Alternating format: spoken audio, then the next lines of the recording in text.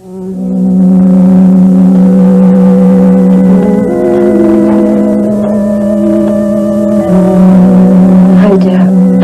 you excuse me a minute, please? Sure, there's something wrong?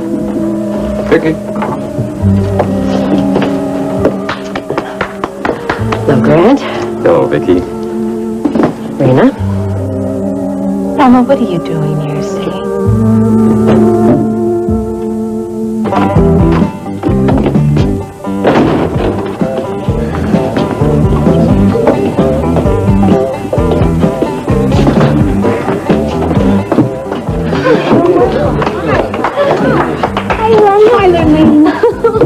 Y'all ready for your big night? I am ready, and I am raring to go. Well, that's great, because you wouldn't believe how many customers are showing up just to hear you sing. They're all asking about you. Isn't it exciting? I hate to admit it, but I am so excited. Well, you should be. If I had to sing in front of all those people, my heart would be pumping like crazy. You're not alone, believe me. It's such a good feeling. I am so happy to be back here, and I owe it all to you. Me? Why? For taking my side with Ruby.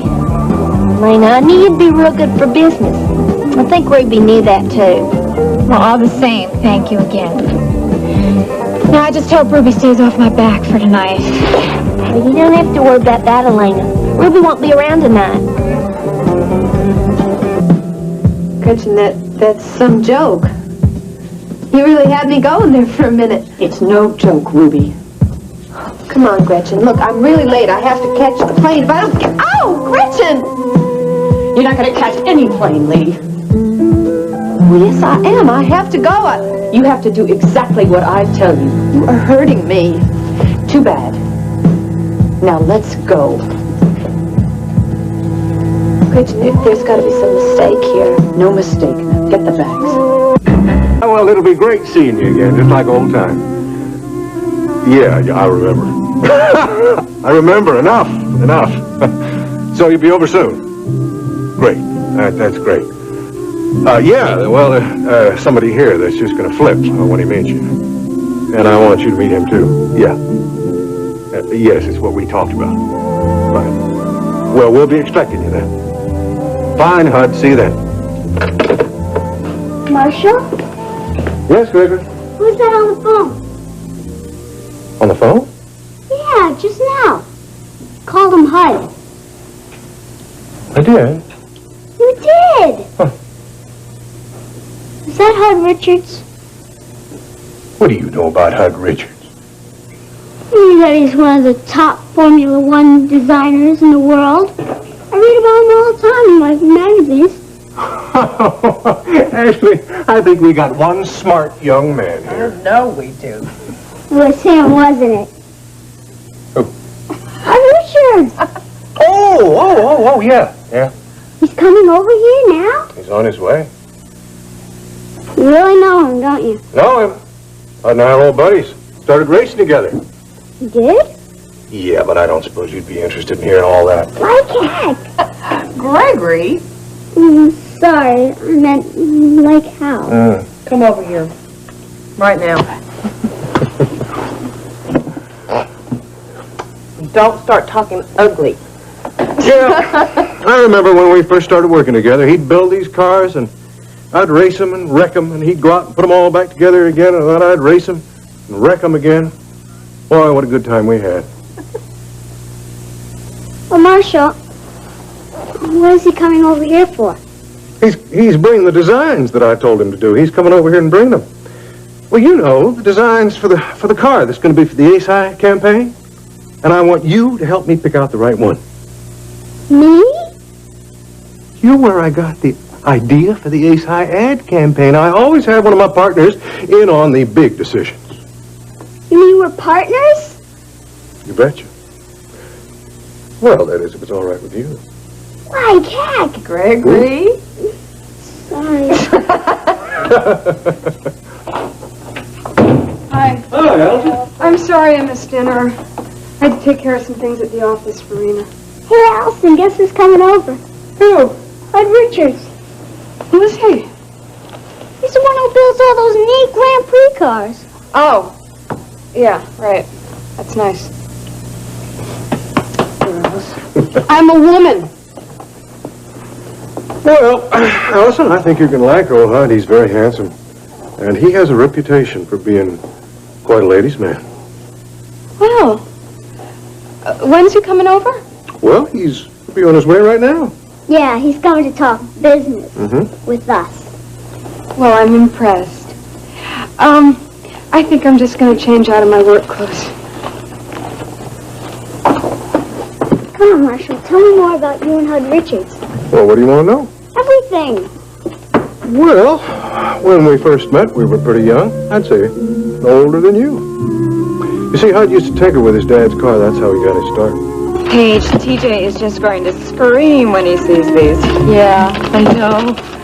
I think it's a terrific idea, having a surprise party for him. I bet he's really going to go for it. I think so, too. We'll just give him a little taste of his own medicine, you know? Yeah. Practical joker meets his match, right?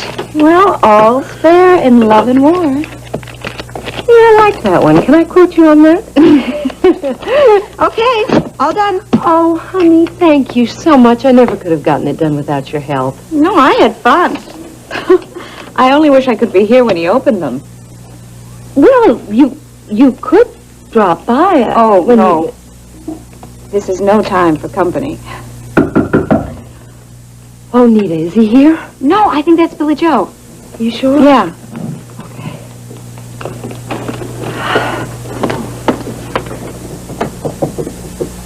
Oh, hi, Billy Joe. Oh, hi, Paige. How you doing? I'm fine. How are you? Okay. Is Nita ready? Oh, sure. Come on in. All right, I'll do that. Hi. We really have to get going. All righty. Well, where are you two off to tonight? Up to the coop. This is Elena's first night back singing there. Oh, I didn't know that. Gosh, I wish I could hear. I haven't heard her sing in such a long time. Well, look, why don't you come along with us? I mean, we could make it an evening. Oh, thank you, Billy Joe, but no, I really can't. Oh, no, come along. Nita wouldn't mind, would you, doll baby? No, honey. TJ is coming over here. We'll bring TJ along, too. The more the merrier. No, honey. Paige has planned a sort of private surprise party for TJ. A surprise party? Oh, a surprise party! Well, you got presents and you got your champagne and... Well, this is going to be some party, huh? Well, what is it, TJ's birthday or something? Or... No. No? Well, what's the occasion? Oh, just a party. I said move. Where are we going? You'll find out. Well, if I'm not going to take this airplane, I might as well put my suitcase back in the apartment. Don't ever make a move like that again. All right. It's boss. And don't you forget it. Now, you know that service elevator down the hall? We are going to walk nice and slow.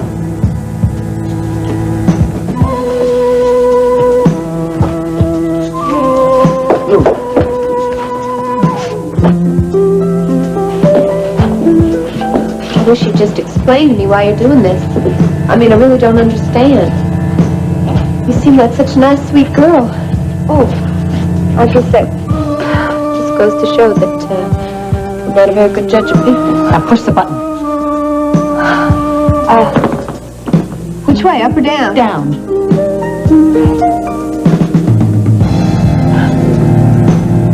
Well, I guess this means you're not going to back Billy Joe's album, huh? Now get in.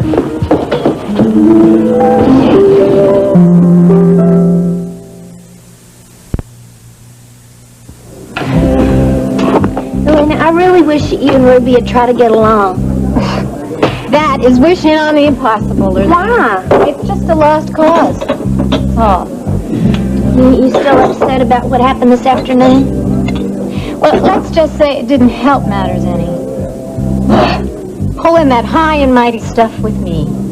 She's no better than the rest of us, Lurleen. Ruby knows that. I don't think she meant anything by it. You're giving her too much credit. No, I'm not. Ruby's just... She's been under strain lately. Is that what she told you? No, I know it's true. Well, then what kind of a story are you talking about? Well, you see, I bet I know what it is. You do? Huh. I bet it's about the divorce, isn't it?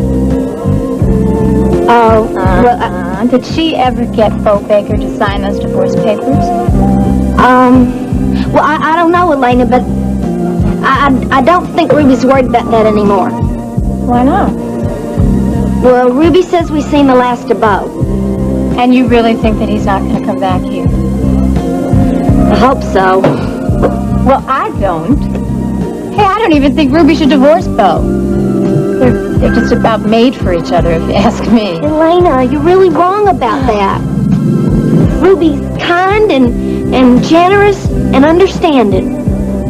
Are you sure we're talking about the same person? Of course we are. I just know her better than you do. Well, then you must know her better than anybody. Well, I don't know about that, but I do know she's the best friend I ever had. When my granddaddy died, Ruby was right there. She was wonderful to me. She wanted to take care of me. Ruby wanting to take care of somebody. It's true. Well, Lurleen, if it is true, I'm sure she had an ulterior motive. Ulterior motive? She must have wanted something from you. What? Maybe the money your grandfather left you. No, Elena.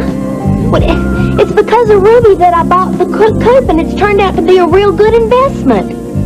We're planning to do a whole lot of other things together. Elena, you've really got her pegged wrong. Oh, Lurleen. Look, I can see that I shouldn't be bad-mouthing Ruby in front of you. I can see you're real fond of her. But, honey, I have had enough experience with that girl, and I don't trust her. I just hope that you'll be careful. Hello. Hey there, beautiful. How are you? Good, how are you? Good. Hey, Nita. Billy Joe. What, TJ? Oh! Well, Nita, tomorrow's the big day. Big day? Don't you sign your contract with Roger Benton tomorrow? Oh, right. Oh, listen, I want to thank you for all your help with the contract, TJ. No problem. Hey, you know, that reminds me. Are you going to tell them about those new amendments that were added to your contract? I think you better take a look at it before she signs this thing. Amendments. They're Yeah. just little things. Well, Billy Joe is right, Nita. I should probably take a look at them. We could do it right now if you'd like. No, I don't think so. Oh, why not? I got the time. But we don't. We really have to get going. Well, Nita, look, don't run off. Why don't you just stay and have a drink with us, and I'll take a look at them, and everything be set for tomorrow. No, TJ, we really do have to get going. No, right wait a now. minute here now, hon. I think that's a good idea, you know, and we got some time here. Oh, you know, on second thought, my watch is usually running late, so we better get a move on right now. Oh. You two have a nice evening, okay? Go! We'll see you. We'll see you, okay? Good night.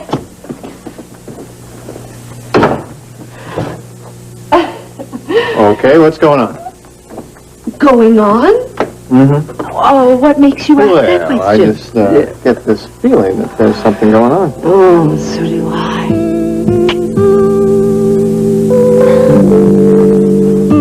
Would Miss Marshall care to have a drink with Mr. Canfield before we step out for the evening? Well, I thought we might have dinner in instead of going out. What do you think? It sounds okay, too. Now, how about a drink? Champagne on ice. Hey, wonderful. But of course. Sounds great.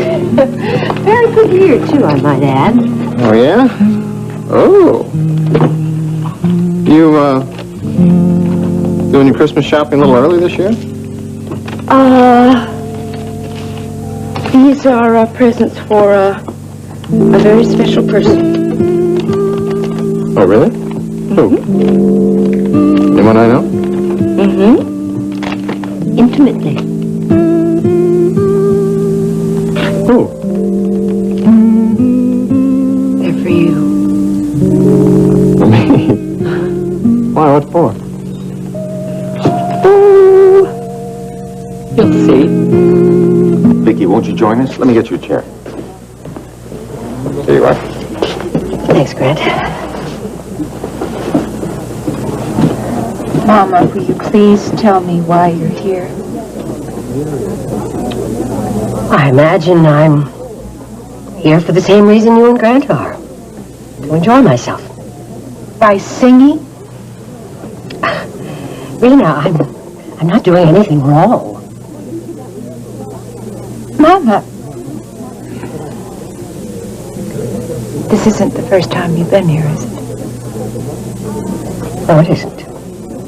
Is this where you were the other night when you said when you weren't at home? Yes? I guess you remember that you told me that you were going to stay home and work, and instead you come here to a place like this. Why? Rena, take it easy. Maybe your mother simply changed her mind. That's right, I did. Honey, I have to get out of the house sometime. So you come here. Alone? Vicky? Oh, Hunt. Everything's all right? Yes, of course, thank you.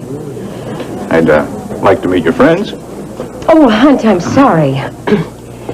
This is my daughter, Rena Decker, and our friend, Grant Wheeler.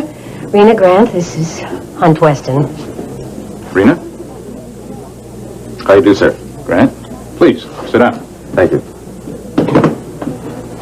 I know you, don't I? I don't think so. Sure, I've seen your picture in the society page. And you're, Vicky's daughter. Well, it's just a great pleasure to have you both in my place. I, hope you have a drink on the house. Well, thank you very much. That's very kind of you. And, stick around for a while. Vicky and I are going to do another set later on. Oh, you have to forgive me. Hunt, I think I'm going to call it a night. Are you sure, Vicky? Yeah. Good night, Grant. Good night, Vicky. Thanks, Hunt. Rena? Something's going on. I hope she's all right. Mr. Weston, just how long has my mother been coming here? What? I'd like to know how long my mother's been coming to your bar. Rena. Well, I really think that that's something that you ought to ask your mother. If you'll, excuse me.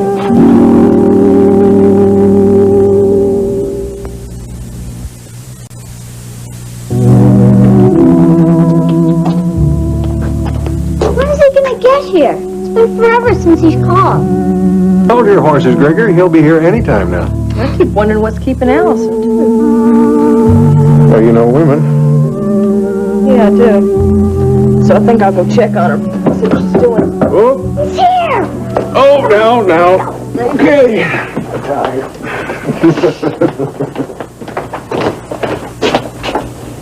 You ready? Hey, Justin, how are you, buddy? Glad you could make it. Well, I've been looking forward to it a whole lot, since you told me. Oh, yeah. Hi. Ashley, how are you? How are you? Well, it's been a while, Well, man. you've been a stranger. Yeah. And, Hud, this is Gregory. Gregory, how are you? Hello, Mr. Richards. No, none of that. You call me Hud. All right. Well, why don't we just make ourselves comfortable here? That sounds good to me. Come over here and talk to me, son. Justin told me an awful lot about you. About me? He sure did. What did he tell you? Oh, just that, you were the driving force behind this big national ad campaign for Ace High. Marshall told you that? That's right. He also told me that, you follow racing pretty close.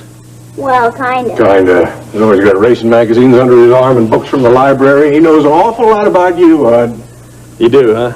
Sure do. I know that you're one of the greatest designers of the Formula One racing car. And that your designs won 5 out of the championship races last year. But you had some trouble with Monica. Yeah, we kind of blew that one, didn't we? Yeah, but that's because that course is too slow for your car. So you build them to go fast. Now I'm impressed. Well, I knew you would be. He is some little kid, isn't he? He sure is. Well, Hud, did you bring the designs? Yeah, I got them right here. Right, we can spread them out right here. Let me move this. Right. Now, one of these designs is going to be our car in the Grand Prix next year. We're going to build it. Which one? Well, Gregory, that all depends on you. You're calling all the shots. Well, what do you say we start with this one?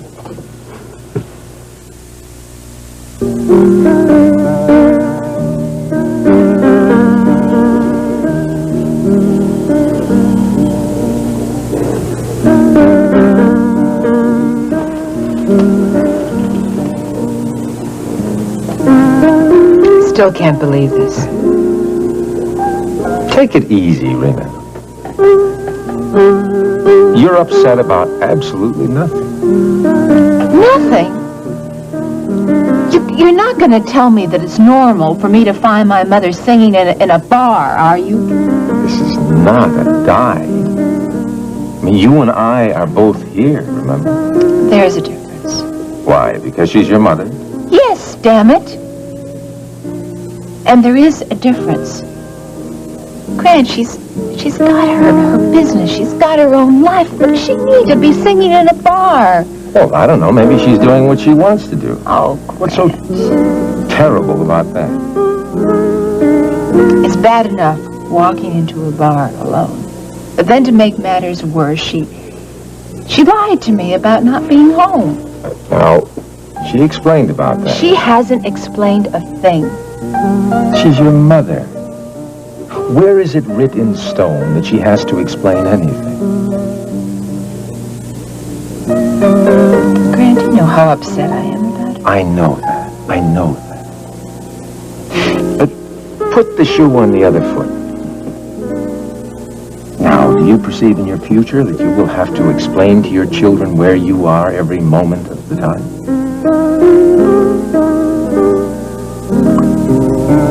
There's something upsetting her.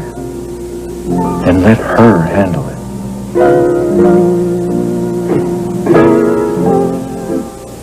I love her. She knows that.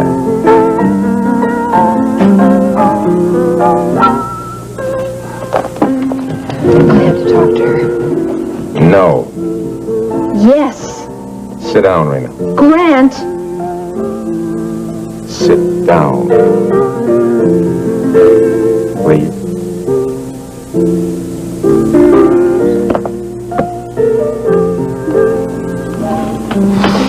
Rena, Vicky left here because she obviously wants to be left alone. Now, don't you think you owe her at least that much? Something is bothering her. I've got to find out. Can't you understand that? Yes, I can understand that. And I'm sure that Vicky will tell you about that when she's ready. Now, we came here to have a very nice dinner. I suggest that we do exactly that.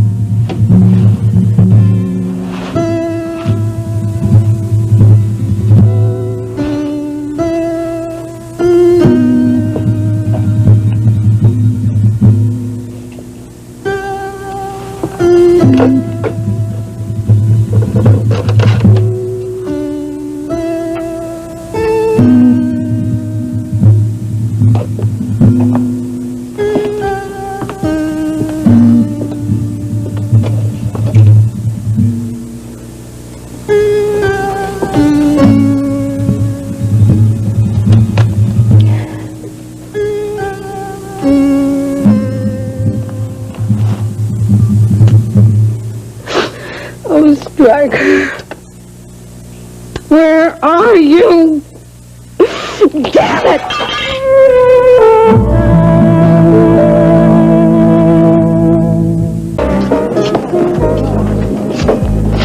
Honey, how do I look? Like you always do. Gorgeous. No, come on, I'm serious. So am I, Anita. You always look gorgeous. Thank you. Except maybe at 4 o'clock in the morning. Oh, you I'm just funning with you. I'm just funning with you. No, come on. Are you sure? Maybe y'all are so beautiful to me 24 hours a day. I just cannot be serious with you today. Come on, let's go hear Lena sing. Come on. Oh, well, hold on here. We got a couple minutes. Come here. Come on. Sit down. It's just like old times, isn't it? Lena singing at the coop. You and me are back together again. Maybe you make me so happy. You make me very happy, too. Everything's going just great. My show, you're dressed designer. We're on top of the world. I just don't want anything to ever happen between us. Nothing will. Ever.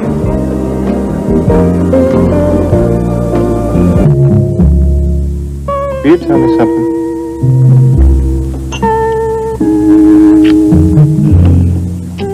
Anything. What? When do I get to open my presents? TJ, I swear you're like a little boy. It's my innocent nature. You were never innocent. Don't get used to it.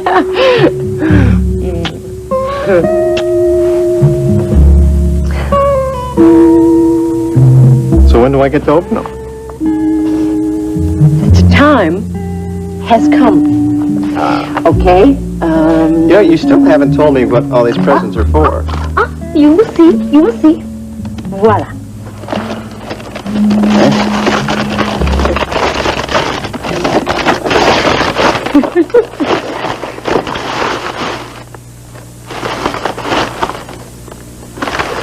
Flashlight. Uh-huh. You, expecting the lights to go out? No. Well, I needed a flashlight anyway. Wait, that's not all. There's more. Big. Big one. Getting bigger.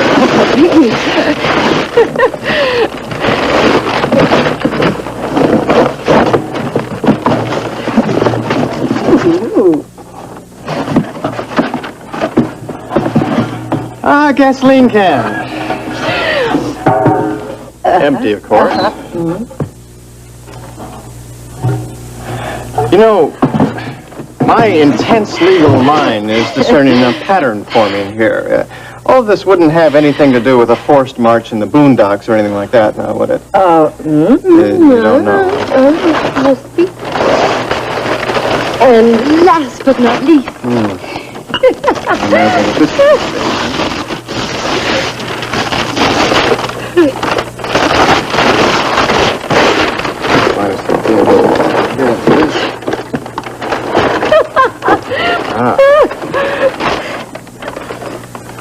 Well, that covers everything, doesn't it? It's our anniversary, darling. We, 1 month ago, we had our weekend at the cabin. And, this time my Boy Scout is really going to be prepared.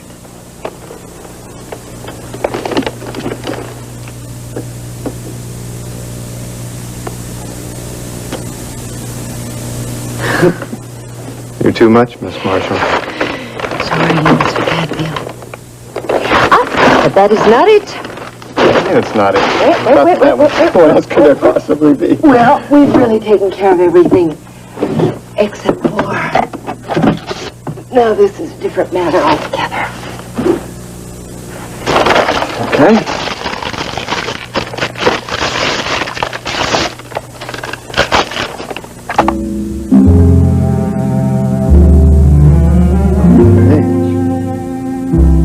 It's beautiful.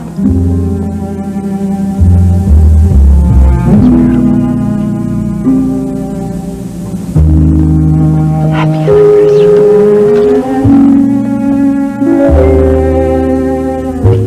It's all up to you, Greg, old buddy. Which one's it going to be? Well, these are okay, but this is one. Well, let me see. You want to tell me, Gregory, why you chose this one? The what Marshall taught me. What's that I taught you?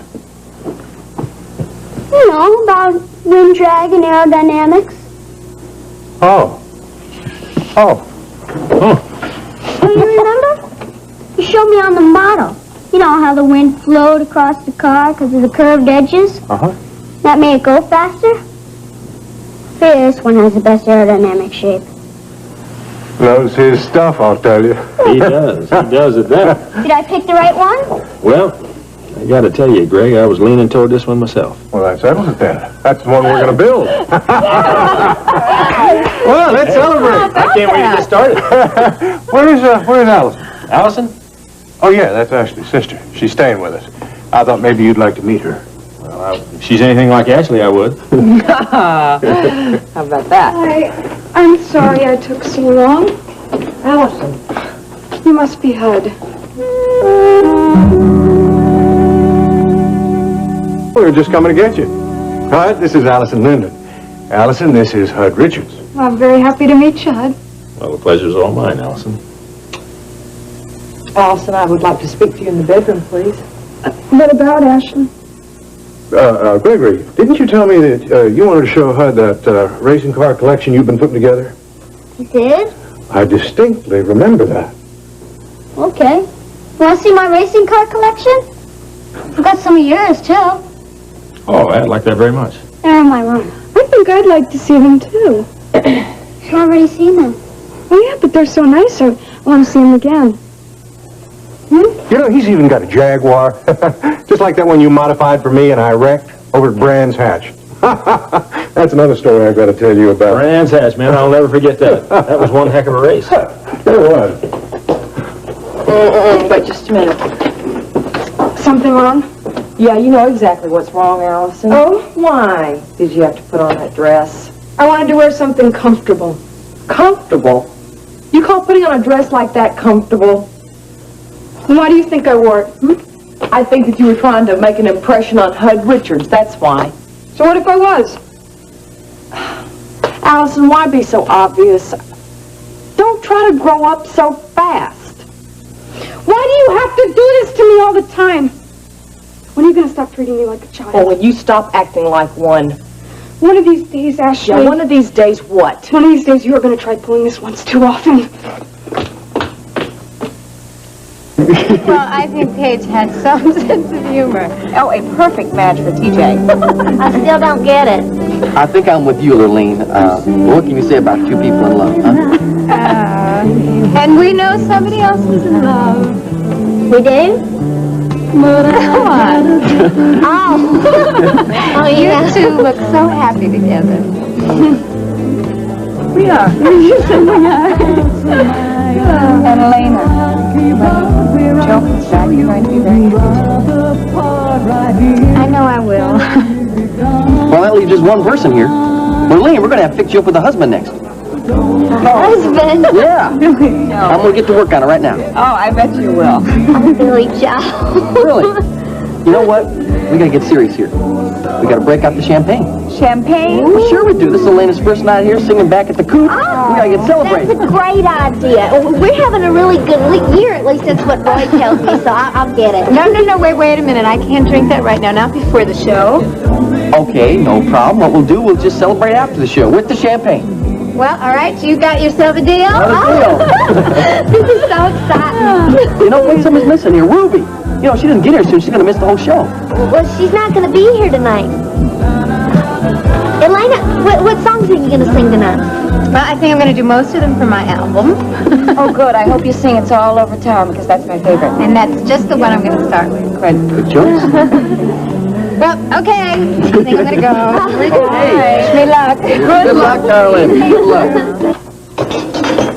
Good night, Grant. I'll see you in the morning.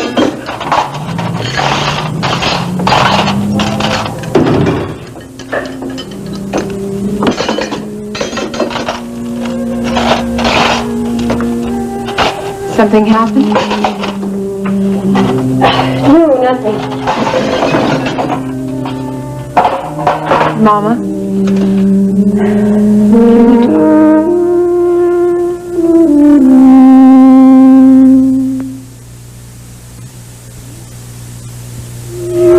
Well, these are very, very stylish. They're wonderful. I love them, teacher. It's the ultimate in fashion, and they are waterproof, Wonderful. Long-wearing, flexible.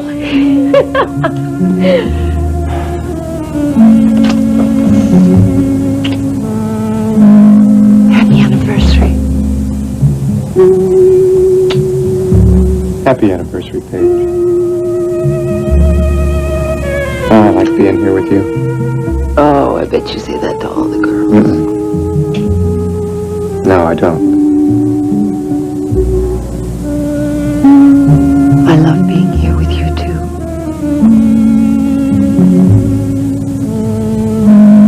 You're not like any woman I've ever known.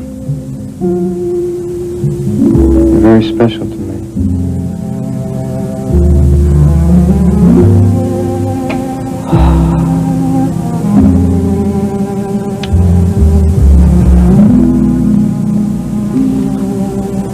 You've really never felt this way before.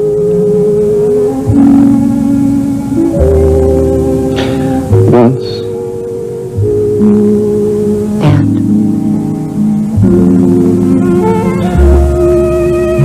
It didn't work out. But this will. I'll guarantee it. I love you, Paige. Oh, teacher. Oh, I love you, too.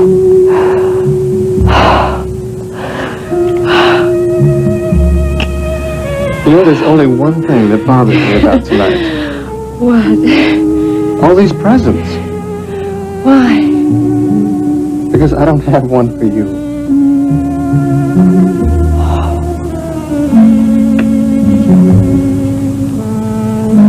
I'll just settle for your love, okay?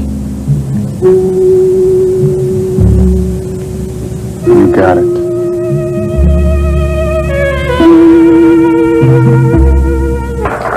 Thank you.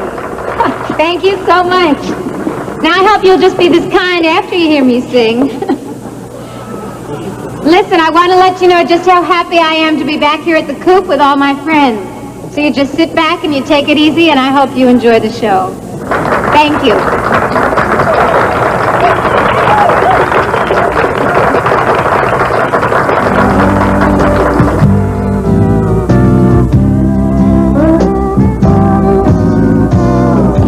Hey, Wayne, thanks.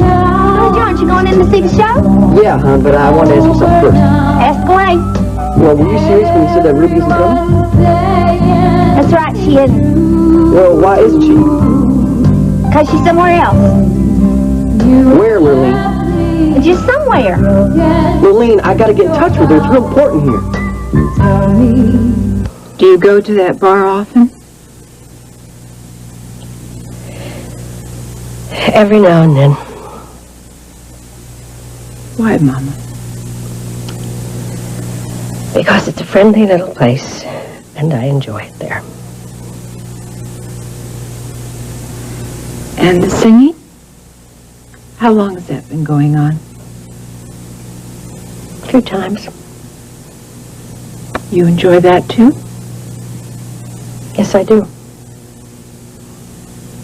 Oh, Mama, why are you doing this? Mama, please. Please let me help you. I know you're upset about something. Tell me what it is. Honey, I wish you could help me, but you can't. You don't know Nobody that. can help me. You don't know that. Yes, I do. It's Daddy, isn't it?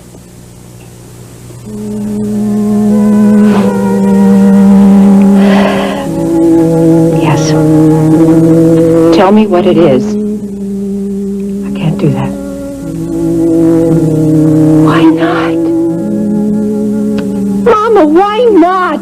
Honey, this is something I have to handle by myself. Mama!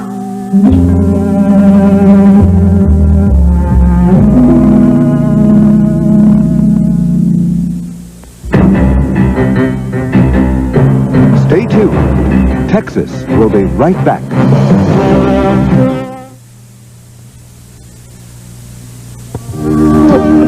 What'd you want to talk to Ruby about, Billy Joe? Lurleen, I had a talk with Vicky Bellman, and she wants to talk to Ruby about Ricky's new show.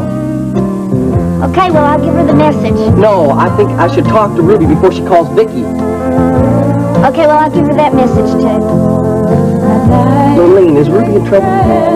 No, Billy Joe, she's not in Well, trouble. then why can't you tell me where she is? I just can't, Billy Joe, but I will give her your messages. Lurleen, Don't worry, Billy Joe. Ruby's all right. Really, she is. Relax, Ruby. Nobody can hear you. Well, should we get down to business? I have no business to discuss. When you called, you said you wanted to go over some contracts with me. It's just a ruse. I just want to have breakfast with you. I'm not going to be very good company. Why, are you still out of sorts because of last night? Of course I am. I hope you didn't press Vicky when you got home last night. I did, because I knew that something was bothering her. Did you find out about it? Mm-hmm. What did she say? It had something to do with Daddy. She admitted that he was the cause of it, but she refused to talk about it. Come in. Hello? Hello, Lurleen. This is Victoria Bellman. Oh, hi, Miss Bellman. How are you? I'm fine, thank you. May I please speak with Ruby? Ruby? That's right. Is she there? Not right now. Miss Bellman, Billy Joe told me last night that you needed to talk to her, but I haven't been able to get the message to her yet. Oh, would you know where I might be able to reach her? Not right off. How soon did you need to talk to her, Miss Bellman? Well, as soon as possible. Ideally, this morning. Okay, Miss Bellman, I'll track her down and I'll get the message to her, I promise. Well, thank you, Lurleen. I appreciate that. No trouble. Bye now. Bye-bye. Ruby told me not to tell anybody that she's in Nashville, but she never told me that Miss Bellman would be trying to call her. Even if I did get in touch with her, she couldn't get back by this morning. What am I gonna do? Justin? Huh? You have any more friends like Hud Richards? You liked him, huh? Like him? Now that is an exciting man. Well, that appeals to you, huh? Mm-hmm. I like men of action. Well, I'll have to remember that. Morning, Ashley. Hello. Well, thank you, Donna. Looks like you're wearing the mask of tragedy this morning. Something wrong? Well, I'm sorry, Justin, if I don't have the right expression on my face while I do my work. But Allison here can give you light entertainment. All right, what's going on between the two of you now? I don't know. You'll have to ask her. I'm in a perfectly good mood. It can't go on like this anymore, Allison. Something has got to give. All right, here we are, TJ. Oh, thank you.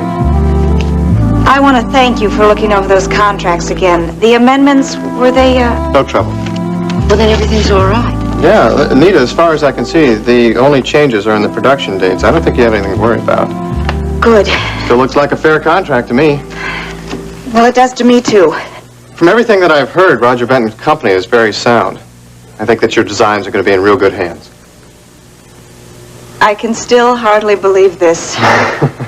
Well, maybe you'll believe it when women across the country start wearing Nita Wright originals. Oh, I don't know. Well, I know when I'll believe it. When?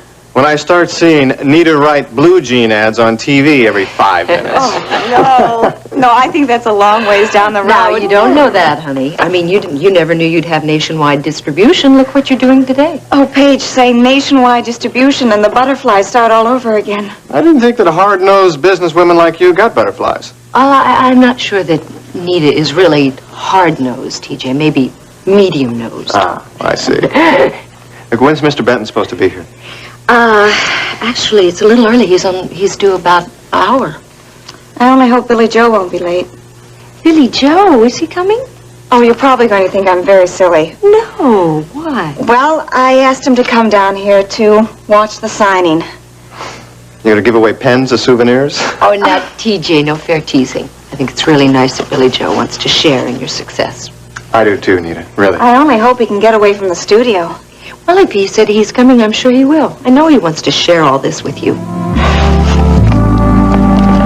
well, hi, Miss Bellman. Good to see you. Well, hello, Billy Joe. Did Ruby get in touch with you? No, and I cannot locate her. Well, I left a message for her that she was supposed to call you last night. I don't understand why she didn't. Well, I talked to Lurleen this morning, and she said she'd make sure that Ruby got the message. Did Lurleen say where Ruby was? No, just that she would get the message. I'm sure Ruby will be checking in soon. Well, you wanted to talk to Ruby about Ricky's new show, didn't you? That's right. Well, I can't believe she hasn't called you. I mean, that's all that Ruby's been talking about is that show. I know. And I really have to talk to her immediately. We're getting ready to start moving on the whole production package. Well, it sounds exciting.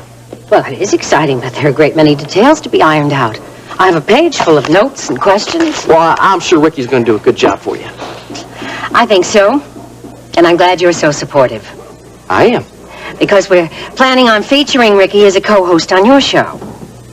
That format's been very successful on some national talk shows, and that way we can spin Ricky's show off of yours. What do you think? I think it's a great idea. You do?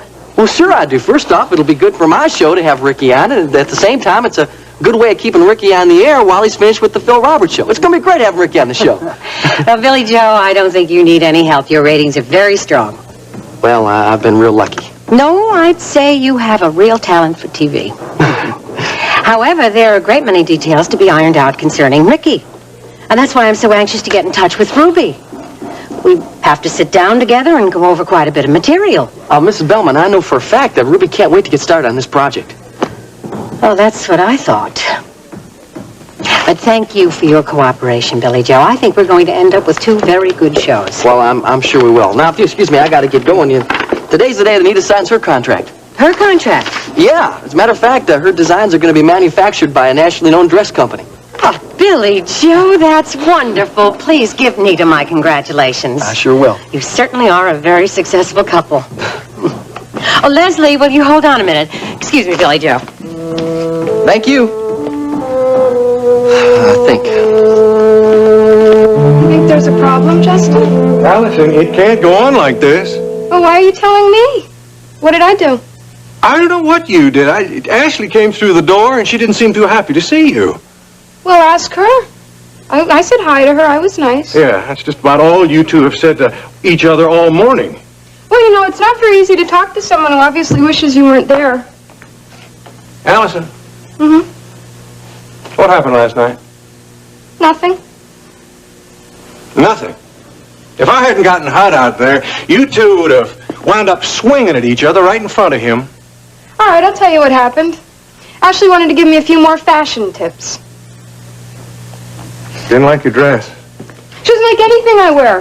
I think she'd be happier if I went around in a burlap sack. Allison, do you think maybe you're doing something to provoke her? Let me ask you something, Justin. Do you find anything wrong with the way I dress? No, I don't think I do. Well, I'm not going to have Ashley following me around dressing me like I was an old lady. I don't think she'd do that. It's not funny, Justin. Did you ever try to see this from my point of view? I tried, darling. No, I don't think you have. You see, I grew up moving from hotel room to hotel room, country to country. I've been looking after myself for as long as I can remember. I know. Now, Ashley could leave, and she did. But I was too young. I've always been too young. Well, listen, just because you've turned 18 now doesn't mean you can go out just listen to me, okay? Now, I'm used to looking after myself, and I've earned the right. Ashley's not going to change that, just because she's older than I am. I understand how you feel then. Good. And Ashley's not going to tell me how to dress, or how to act, or how to be. Well, she cares about you, Allison. That's why she's so concerned about you. I'm not so sure about that. Can't you make a few allowances for her, dear? Can't you just give her a few breaks, huh? Has she ever made allowances for me, Justin? Huh? She's been treating me like a child ever since I got here. I don't understand either of you. I just want us to be one big happy family. All right, I'll try. Good. As soon as Ashley does. You know, I don't know why I do all this. All what? Negotiating between the two of you, trying to get this beautiful mansion all finished. I'm sorry, Justin. I just want us to be able to live together peaceably. Come over here and look at this, darling. It's beautiful, isn't it? Yeah. This is your room here. Well, it's more than a room. It's a suite of rooms. These two big windows are yours. You're going to have to pick out your own carpet now. Now, this'll be your dressing room right here. Where I can put all the clothes that Ashley hates so much. Now, Allison. I don't know. It's just too bad. What? Well, you're so easy to get along with. You like to laugh, and you're not uptight all the time. There you go again. Well, I just wish that I had to deal with you in that mansion. Wouldn't it be great? I want you and Ashley to get along, Allison. All right, I'll try. I said I would. But I don't know, partner, if there's enough room in this mansion for the two of us.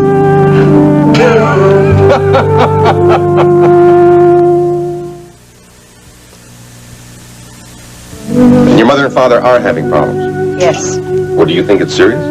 Based on last night, I'm sure it is. What did she say? That she could handle it herself. Well, then, Rena, that's the way it's got to be. No, I want to help. Sometimes the best help is no help at all. We're talking about my parents. I just wish I knew what was going on between them, and Mother should be talking to somebody about it. What you're really saying is that she should be talking to you. Yes, I'm the closest to her. Well, it's good that you feel that way, Rena. But you know, it might be very painful for her to talk about it. After all, it is something that exists between herself and Stryker. I know that, but on the other hand, And there's nothing that anybody else can do, believe me. Grant, I do not intend to be a marriage counselor, but I cannot sit by and just watch my mother hold all this inside of her. I understand that. Whatever she's going through right now, I don't want her to think that she has to face this alone. But she's not facing it alone. Just because she's not talking to you about it doesn't mean that she's not leaning on you. I've told you several times, you're being terrifically supportive by just being there. I don't know. Think about it. Thank you for making me feel better. You do a good job at that. Rena, Vicky is going to handle this. And I think her going out is very good for her. That's another thing that bothers me. Oh, Grant, you must be so tired of hearing about all this. Yes, I am. But on the other hand, I know that it's hard not to get your mind off a problem like this. It is. And you're right. Come on, let's go to the office. As a matter of fact, I've got some production projections I want to discuss with you. That won't work. What? Thinking about production projections is not going to take your mind off the problem. All right, how about transportation storage bags? Not a prayer. Okay, genius, you tell me. Good company, lunch. We just finished breakfast. Well, if you're going to fight me on this, I can't be of much help. We are going to play hooky. Oh, no, now, Grant, I have got a pile of work that I have to do. Now, wait a minute. Don't interrupt me. I was told by somebody recently about a place that serves great shrimp somewhere down in Galveston. I'm the one. Well, now, isn't that a wonderful coincidence? That means we'll probably be able to find it. That means that you'll be able to take me out on this wonderful tour. And we'll do all that before lunch. Grant, I've got a ton of work to do. So do I. All right, mister, you're on. Good. Come on. Let's go. Justin? Hey, TJ, what can I do for you? Well, I think it's more a matter of what I can do for you. What's that? Bring you some good news. You remember Wayne Arlington? Arlington, yeah, it was the Allentown leases. Yeah, that's the one. Yeah? Just got off the phone with him. Eh? He's decided to go with Marshall Oil. You kidding? No, I just talked to him 5 minutes ago. All systems a go. No, we lost those leases to World Oil. Yeah, well, I did too. I'd already written them off. What happened? Well, I'm not sure, but I think it had something to do with Hocker Barnes and Boots Boudreaux. Ah, deadly duo. Yeah. Well, look, that's not all. While I was talking to Mr. Arlington, I got the distinct impression that we're about to receive some more good news. What'd they say? What'd he say?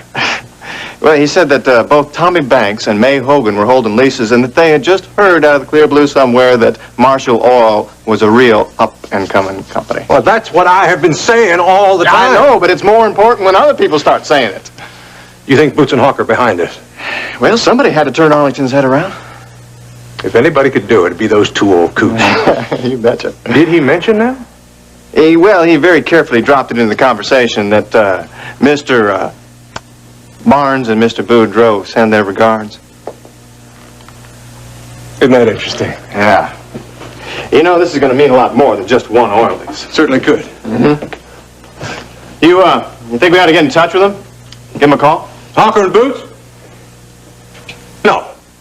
No, let them work this out as they see fit. But I think maybe we can give a call to Mr. Banks and Ms. Hogan. Good idea. Just a casual call. Real casual. Yeah. I'll get right on it. Good. Thanks for the news. My pleasure. Oh, it's always a pleasure when Boots and Hawker send their regards. Things seem to just work out right. You bet. Rena, looks like I just picked myself up a couple more allies. I think you're going to wish I hadn't. Oh, will you be working at home today? No, I'll be out doing a little field work. Okay. Oh, Allison, I've got some papers on top of my desk that are for Ryan.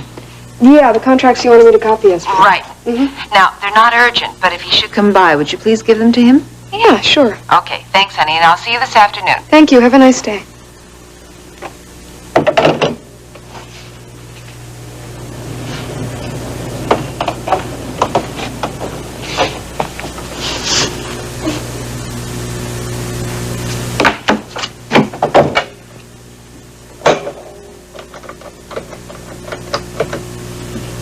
Brian Connor, please. This is Rena Decker's office. Hi, Rena.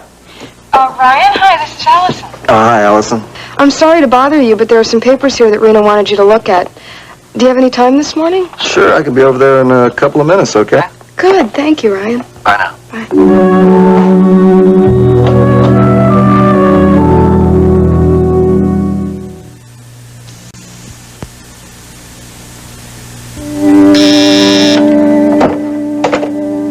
Yes, Mary Margaret. Who? Yeah. Send him right in.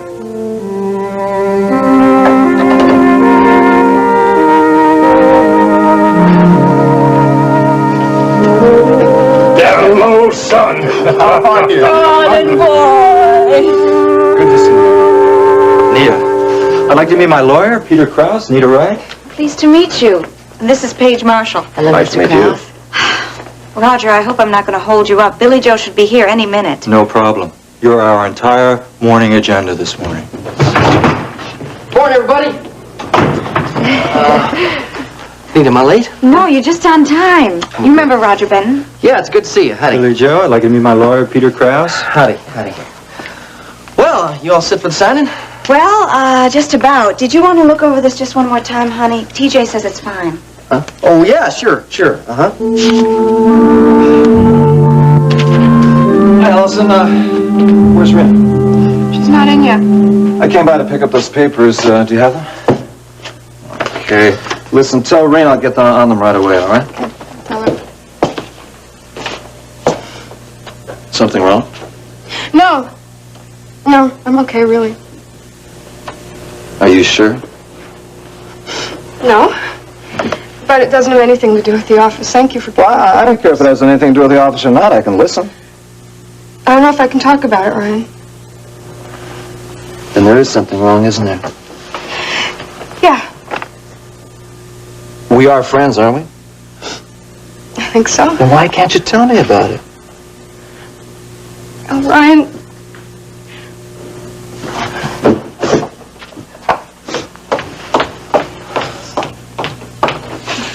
I'd stand it if anyone heard. Well, does this have anything to do with Justin? No, it's not Justin, it's Ashley. Ashley? Yeah, Ryan, I don't know what I'm gonna do. I can't stand it anymore. She treats me like... I don't know. What happened, huh? We had a fight last night. Another fight. Did you fight a lot? Ashley does. She's at me all the time. What'd you fight about last night? The dress I was wearing. doesn't sound very serious, a dress. No, I guess it doesn't sound serious, but, Okay, I'm sorry. Just tell me what happened, please. well, Justin had a friend over, and everyone was having a good time. And Ashley started harping on what I was wearing. In front of the others? Yeah. Justin tried to get his friend and Gregory out of the room. But it was so humiliating. Doesn't sound like Ashley. Everyone thinks she's so wonderful. You don't know what it's like to live with her. Did you tell her that she embarrassed you? Doesn't make any difference to her. I never dress right. I never act. Maybe right now Ashley's under a lot of pressure. Maybe so. She really does have you upset, doesn't she? I know that she's beautiful, and I know that she's smart.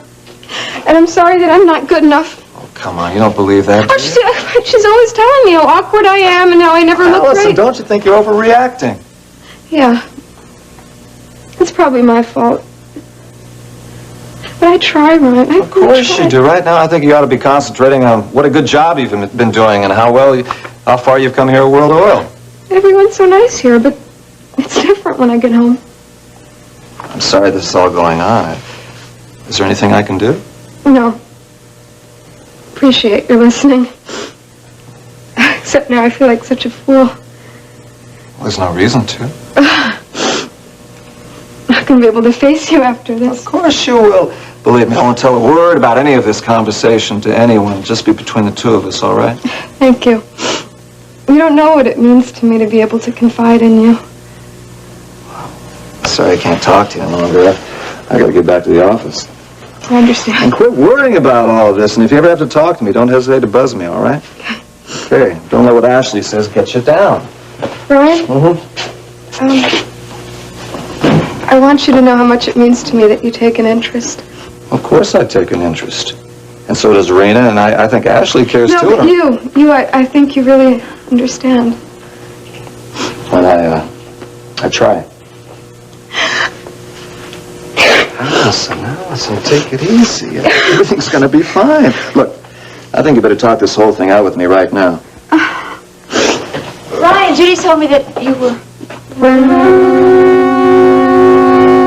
Well, I don't see any reason why I shouldn't sign it, huh? It looks just great. Okay. Here goes nothing.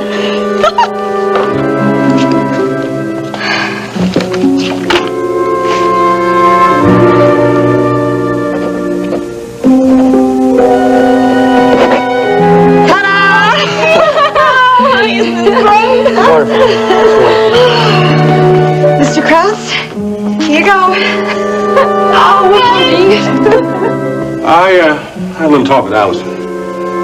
Yeah, I figured you did. Yeah, well, I think we should talk about it. I don't.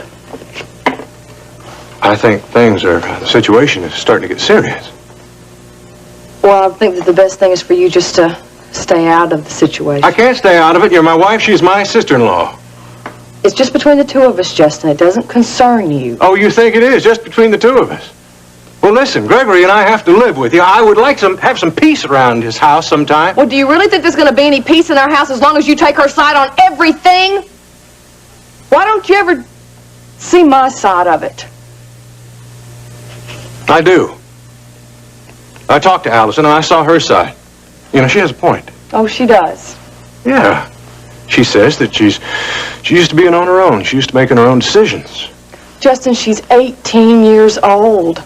And she's my responsibility. You don't think you're being a little hard on her? I'm just trying to help her.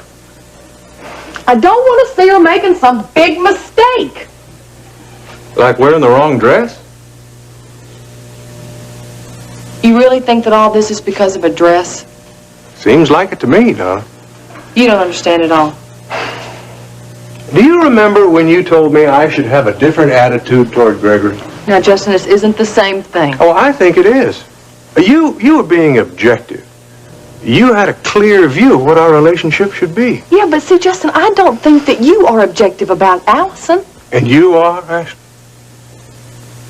I found I had to treat Gregory differently, and when I did, I found out for the first time just who that boy really is.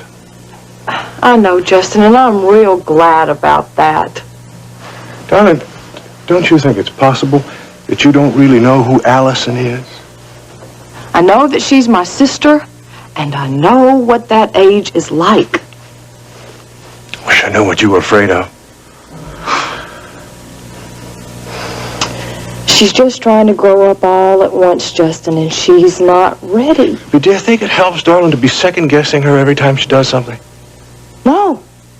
No, not when you turn around and tell her everything she does is right. I don't know what's happening. But what's going on between Allison and you is affecting our whole family. Justin, please, just let me handle it. She's not a young girl. She's a woman now. I know that. You better start treating her like one. Now, this whole thing is going to blow up in our faces. Would you make an effort with her like I did with Gregory?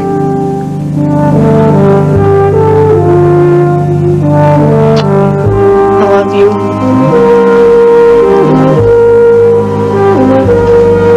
Well, Honey, Allison's upset. Could you get her a glass of water, please? You feeling any better? Yeah, I'm fine, really. How you doing, honey? Here, sip this slowly. Thank you. You know, I think you better take the day off, don't you? No, I'm fine. You sure? I'm gonna be, yeah, I'll be fine. I think I just got a little overly emotional there. I think I'm gonna go take a little walk.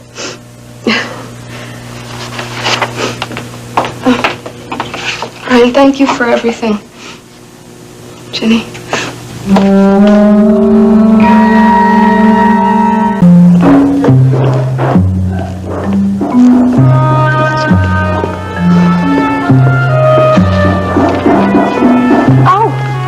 I'm sorry. I'm sorry, I didn't... Lady, you better move it. Oh, okay, I'm sorry. Would it be okay if I stood over...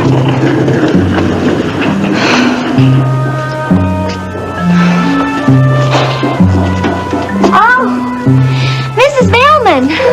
Boy, am I glad to see you. Lurleen, it's nice to see you. Well, your secretary said you'd be down here, and she said it'd be all right if I came down, but I seem to be getting in everybody's way. Oh, don't worry about it. Is Ruby here? Well, that's what I wanted to talk to you about. She's not here. Well, not exactly. Lurleen, do you know why Ruby isn't here? Mrs. Bellman, I didn't get the message to her. I know that you said that it was real important to talk to her, but I couldn't get a hold of her. Oh, where is she? I'm not at liberty to say. Oh. Lurleen, is this another one of Ruby's little schemes? Scheme? Oh, Miss Bellman, no, really it isn't. Ruby doesn't even know you're looking for her. Then why can't you tell me where she is? I said I wouldn't tell anybody. Lurleen, we are starting to work on Ricky Decker's new show. Now, it's most important that I speak to Ruby. Can you get that message to her? I'll sure try. And please tell her again how important it is that I talk to her. I sure will, Mrs. Bellman. Thank you. Mrs. Bellman, I'm really sorry that I couldn't get a hold of Ruby. That's why I came down here. I wanted to explain it to you in person. That was very kind of you, Lurleen. And I feel sure that I'll be talking to Ruby this afternoon, so I'll give her your message, I promise. Good. And I'll be waiting to hear from her. Goodbye, Miss Bellman. Oh, I'm sorry. Sorry. Your secretary said that you might be here, and I thought I'd stop by and see if you were free for lunch. Oh, I sure am. I didn't realize you'd be so busy. Aha! You mean Allison, don't you? That's right. Would you mind telling me what's going on, Ryan? Well, you can see for yourself. She was upset. Overcome with emotions. No problems right now. Allison has a few problems. Does she? Mm-hmm. She was telling me all about her home life with Ashley and Justin, particularly Ashley. And that's what's upsetting her. That's right. I see. And she had to... You were comforting her? Yep, I sure was. You know, I am really surprised at Rena. Why? Because she hired Allison in the first place.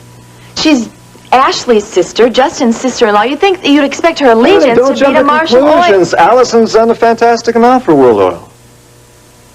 Is she stable?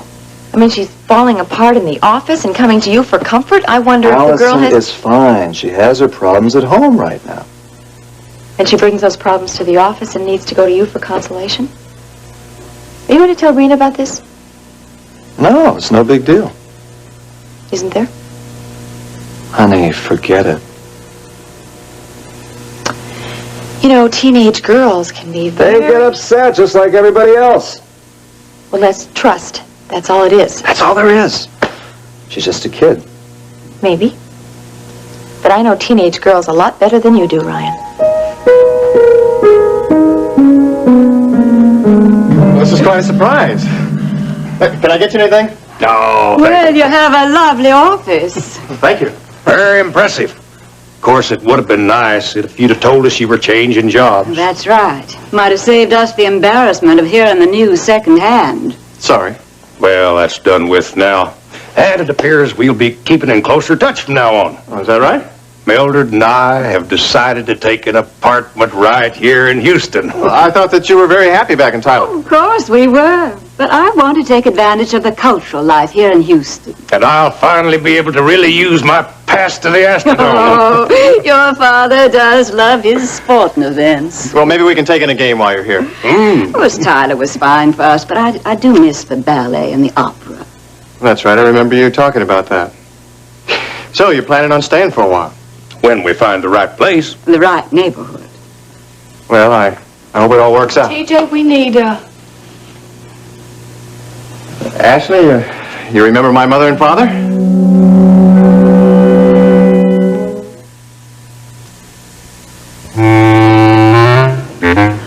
Are you sure you're talking about our John?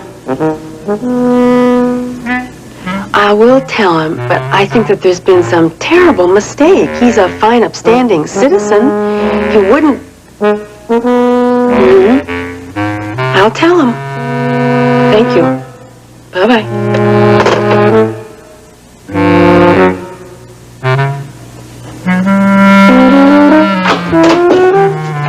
John. Morning. John, something terrible has happened. What's the matter? I just talked to the police on the phone. They might put you in jail. Yes, of course. I remember your parents. Mom, Dad, you remember Ashley? Yes, of course. We remember Ashley. Yes, how are you, Mr. Canfield? Actually, it's quite a coincidence. You see, Ashley is married to Justin Marshall. They own Marshall Oil. So you're married now? That's right, Mrs. Canfield. How nice for you. Justin Marshall, the president of the company? That's right. Well, Ashley, you certainly have come a long way. That's right, Dad. Just like we all knew she would.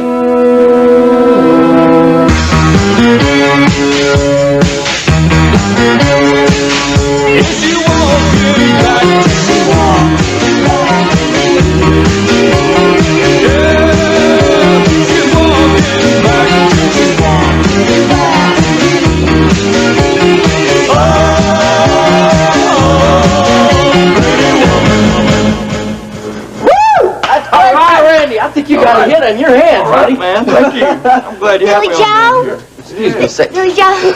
Lurleen, what are you doing here? Oh, well, I had to come down to talk to Mrs. Bellman. Miss Bellman, what about? Oh, well, she wanted to talk to Ruby, but I had to tell her that Ruby wouldn't be able to come down to see her. Oh, wait a minute now. Did Ruby miss an appointment? Oh, well, not exactly. You see, I couldn't get a hold of Ruby to tell her that Mrs. Bellman wanted to talk to her. Well, I gotta make sure she gets down here to talk to Vicki Bellman about this project. Oh, well, I'll do my best about that, Billy Joe. It's real good to see you. I better head on back to the coop. Oh, wait a minute, darling. What's your hurry? I mean, why don't you stick around and be a guest on my show? Billy Joe, don't be silly. No, I was just kidding. Besides, I got a pretty good guest. I know. Randy Jones, the singing star. Yeah, he's gonna sing Pretty Women on the show. He's got a new album out, and his favorite food is chicken fried steak. Well, it sounds to me like you've heard of him. Oh. Billy Joe, if I was real quiet, could I wait and watch him on the show?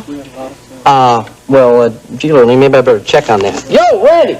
Yeah. Joe! Randy, come on over here. I want you to meet a friend of mine. Okay. Here. Randy, this is a very good friend of mine, Lurleen Harper. Howdy. Ma'am, how you doing? It's my pleasure. Yeah, would it be all right if she kind of stuck around and watched you tape that song? She's a real big fan of yours. Oh, yeah, I like that a lot. You should stick right around here, honey.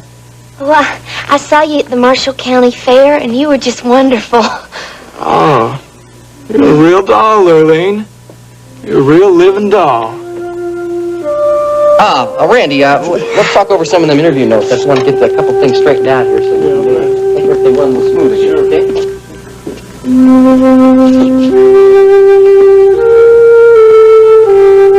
You're a real doll, Lurleen. A real living doll.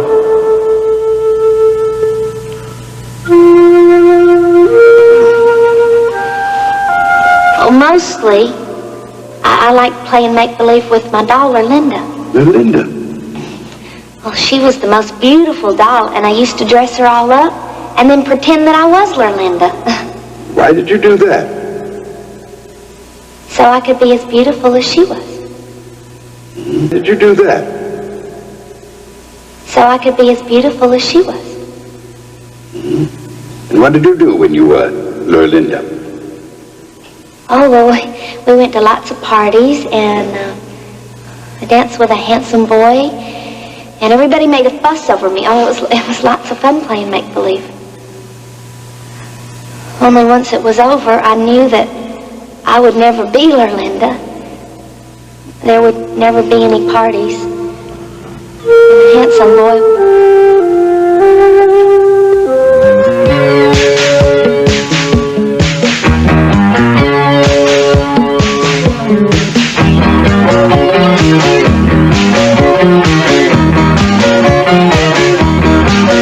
Pretty woman, walking down the street. Pretty woman, the kind I like to meet. Pretty woman, I don't believe you, you're not the truth. No one should look as good as you.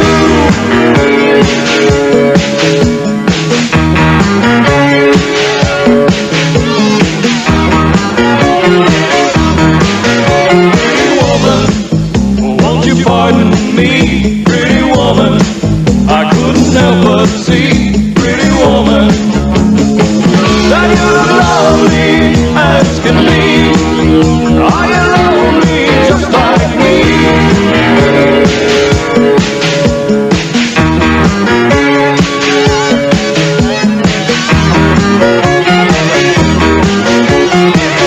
Pretty woman, talk a while.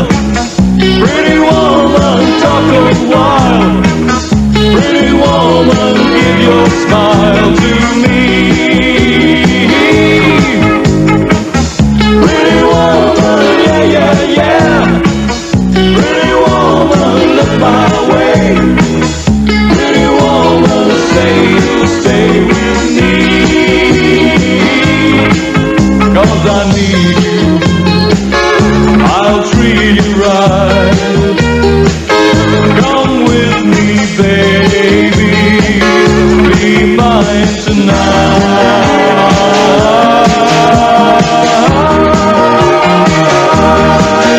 Pretty woman, don't walk on by.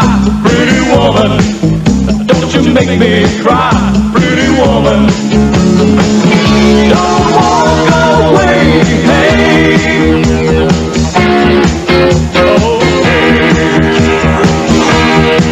If that's the way it must be, I guess I'll go on home this late. Don't need tomorrow night, but wait, what do I see?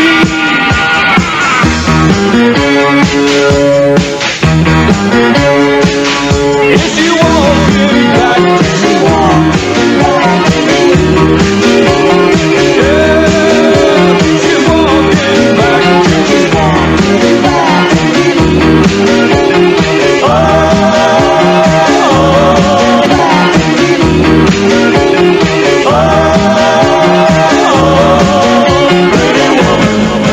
Ma'am, What?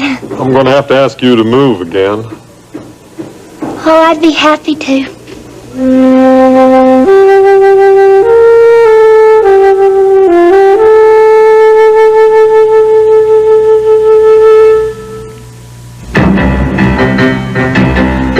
Stay Texas will be right back.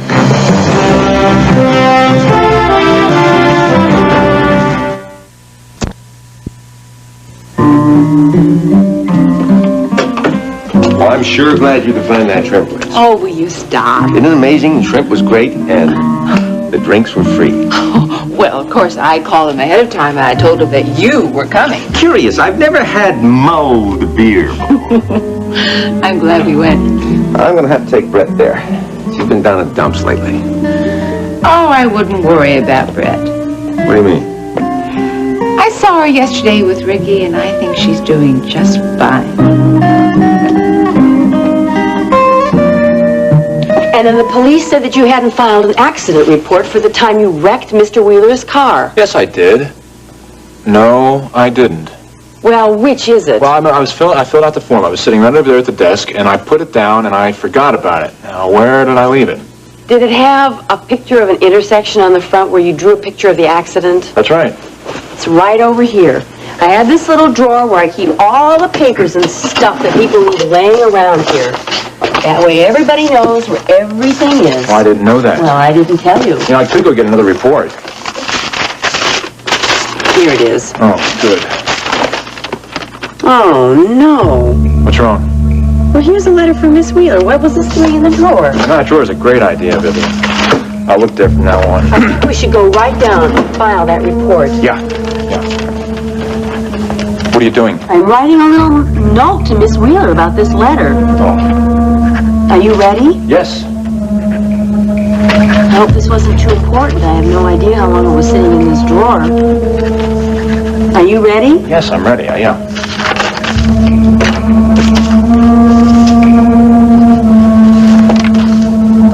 Well, let's go. Yeah, okay, let's go.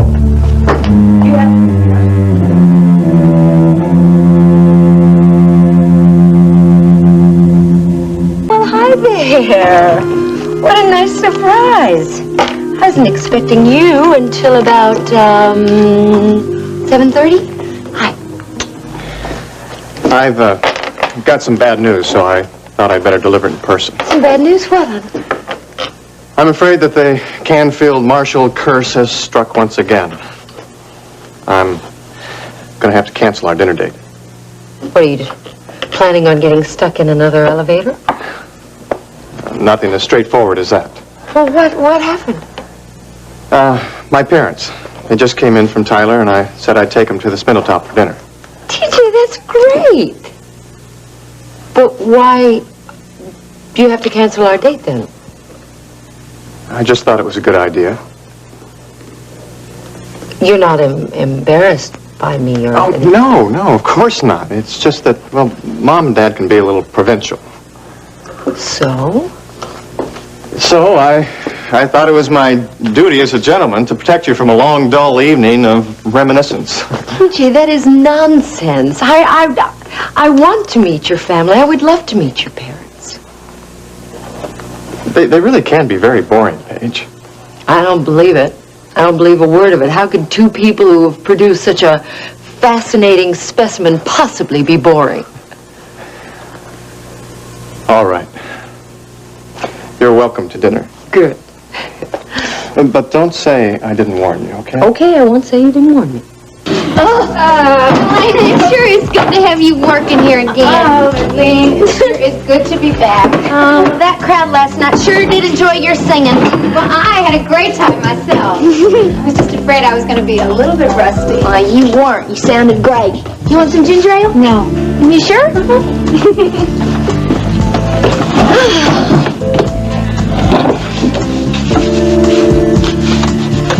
Lurleen, are you okay? Oh, yeah, why? Well, you've cleaned this thing from one end to the other, and you've done that twice since I've been here. Are you nervous about something? Yeah, I suppose I am a little. You see, I have all this business to discuss with Ruby, only she's not here, and she hadn't called in. Well, then why don't you just call her? Oh, I couldn't do that. She's probably in an important business meeting. Lurleen, do you know where she is? I think so. Well, then call her. Look, she's your partner. If you can't interrupt her, then nobody can. I guess you're right. Well, of course I am. Okay.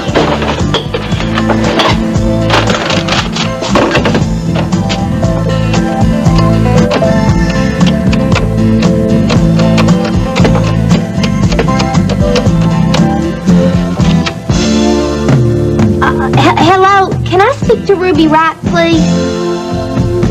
No, I don't know her room number. Right. That's WRIGHT.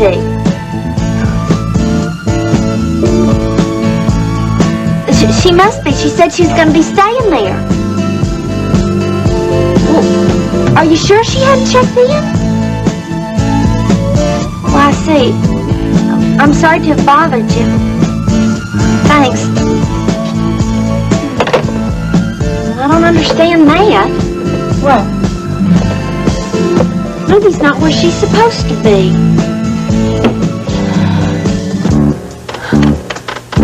This all makes you feel pretty important, doesn't it, Gretchen? Yes, it does. Look, I don't even know why you're doing this. If this is supposed to be some kind of a kidnapping or something, you got the wrong half. Shut up, partner!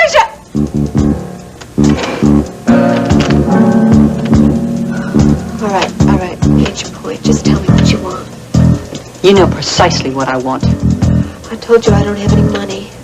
Lurleen is the one with the money. Anything about money? I want the missing piece of the fire compass.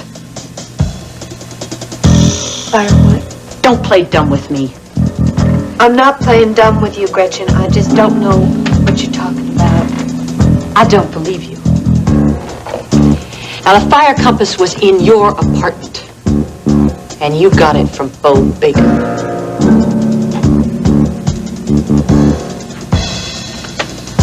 Bo Baker? Now, there's a piece missing from the fire compass,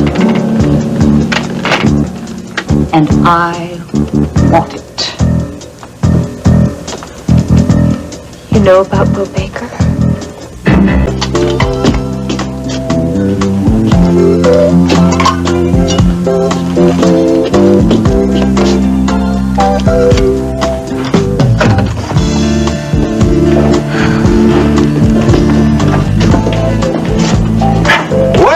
If it isn't the honky-tonk queen, how you doing, Lily? Oh, hi, Justin. Nice to see you again. Well, how's the business?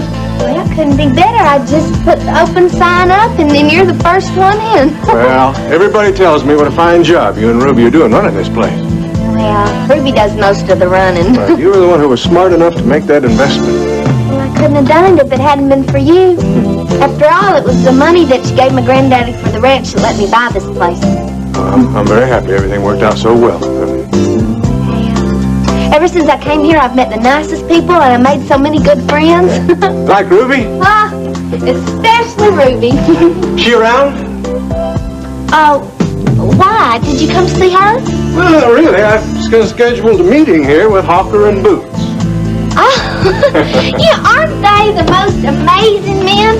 You know, I remember that my granddaddy told me they used to come to the Dewdrop Inn over at Marshall Village. Yeah. They'd walk in the door, and by the time they'd been there 5 minutes, they'd know everybody by their first name. Well, that's the kind of men they are, all right. They came in here the other day, introduced themselves, and they told me how much they liked the coop. Well, Lurleen, that could bring you in a lot of business. They said the coop would make a real fine meeting place. Well, they probably meant it. They asked me to meet them here today. Yes, sir. Lurleen, if you're not very careful, you're going to have this place overrun with very important customers. That'd be just fine with me. Say, as long as I'm waiting, I mean, if Ruby's here, I have some business to discuss with her about the new ad campaign for Ace High. Well, I'm afraid she's not here right now. What can I get you? Where is she? In a business meeting. What would you like? I should have known. She's getting to be one wheeler dealer, isn't she? Yeah, I guess so. You be sure and tell her to get in touch with me when you can, will you? I'll do that. You're real lucky, Lurleen, have a partner like Ruby. You can learn a lot from her. I know. I already have. Well, it seems pretty quiet around here this afternoon. It was. We didn't have many appointments. Where's Paige? Oh, she left about an hour ago. Why so early? Well, she was anxious about tonight.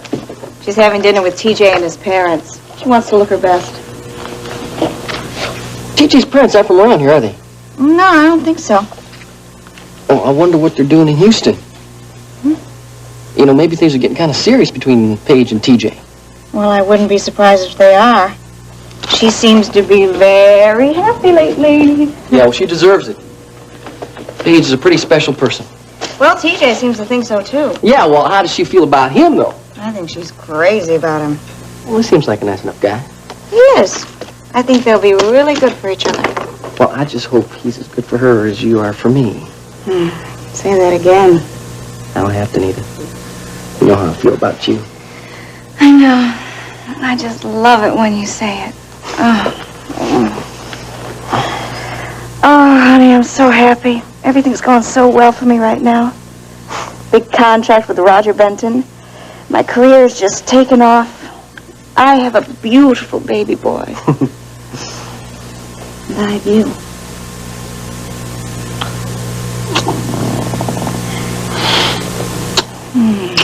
Yes, you do. Hey, I got an idea. What? Why don't I take you out for a nice dinner? Big celebration. Okay, where do you want to go? Top of the World Club.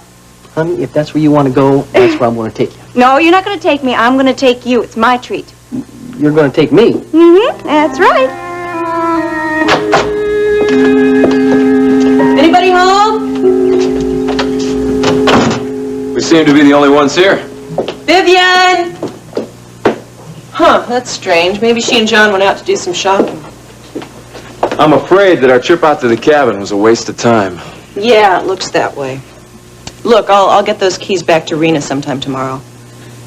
You know, if I hadn't seen him there, I'd swear he'd never been to that cabin. I know he lived there for a whole month, and yet there wasn't a trace of him anywhere. Well, you know, Miles knew someone was following him, so he was careful not to leave anything behind. Yeah, it's too bad. If he'd have left a map or something, we'd have a clue to his whereabouts. Ricky, he told me repeatedly he was in danger. Do you think we ought to go to the police? No, I think that would be a bad idea. Look, Miles is walking a very thin line. Now, if he really is on the trail of this fire compass, then turning the police onto him would definitely complicate matters. Yeah, I suppose you're right. Oh, I just hate sitting here doing nothing. Well, we don't seem to have much choice. No, we don't. We've looked at the cabin, we've gone to his hotel room. Unless we try and find High Topa on our own. Well, then there's nothing. I'm sorry. Oh, Ricky, you don't have anything to be sorry about. You've put a lot of time and energy into helping me, and I really appreciate it. You know, Brett, you said that Miles told you that he was planning on dropping out of sight, right? That's right. And he also told you that he'd get in touch with you when the time was right. So why don't you just take him at his word, and when he needs you, he'll be in touch with you. I just wish I could shake this feeling that something's happened to Miles. And you know, I know that strange mummified corpse out at Marshall Village has got something to do with his disappearance. Well, I don't see how. And if it does, right now I'm too tired and hungry to make the connection. Really kept you on the run, haven't I? We haven't had anything to eat since that quick bite you called a breakfast this morning. Yeah, I'm kind of hungry, too. Look, Vivian's not here, but let's see what I can manage. What would you like? Anything you can whip up would be just fine with me. Vicky, Deck, you're a very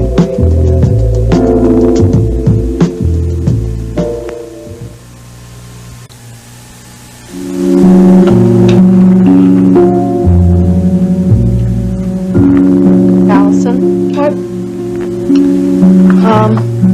We're alone right now. I think this might be a good time for us to talk. We don't talk, we argue.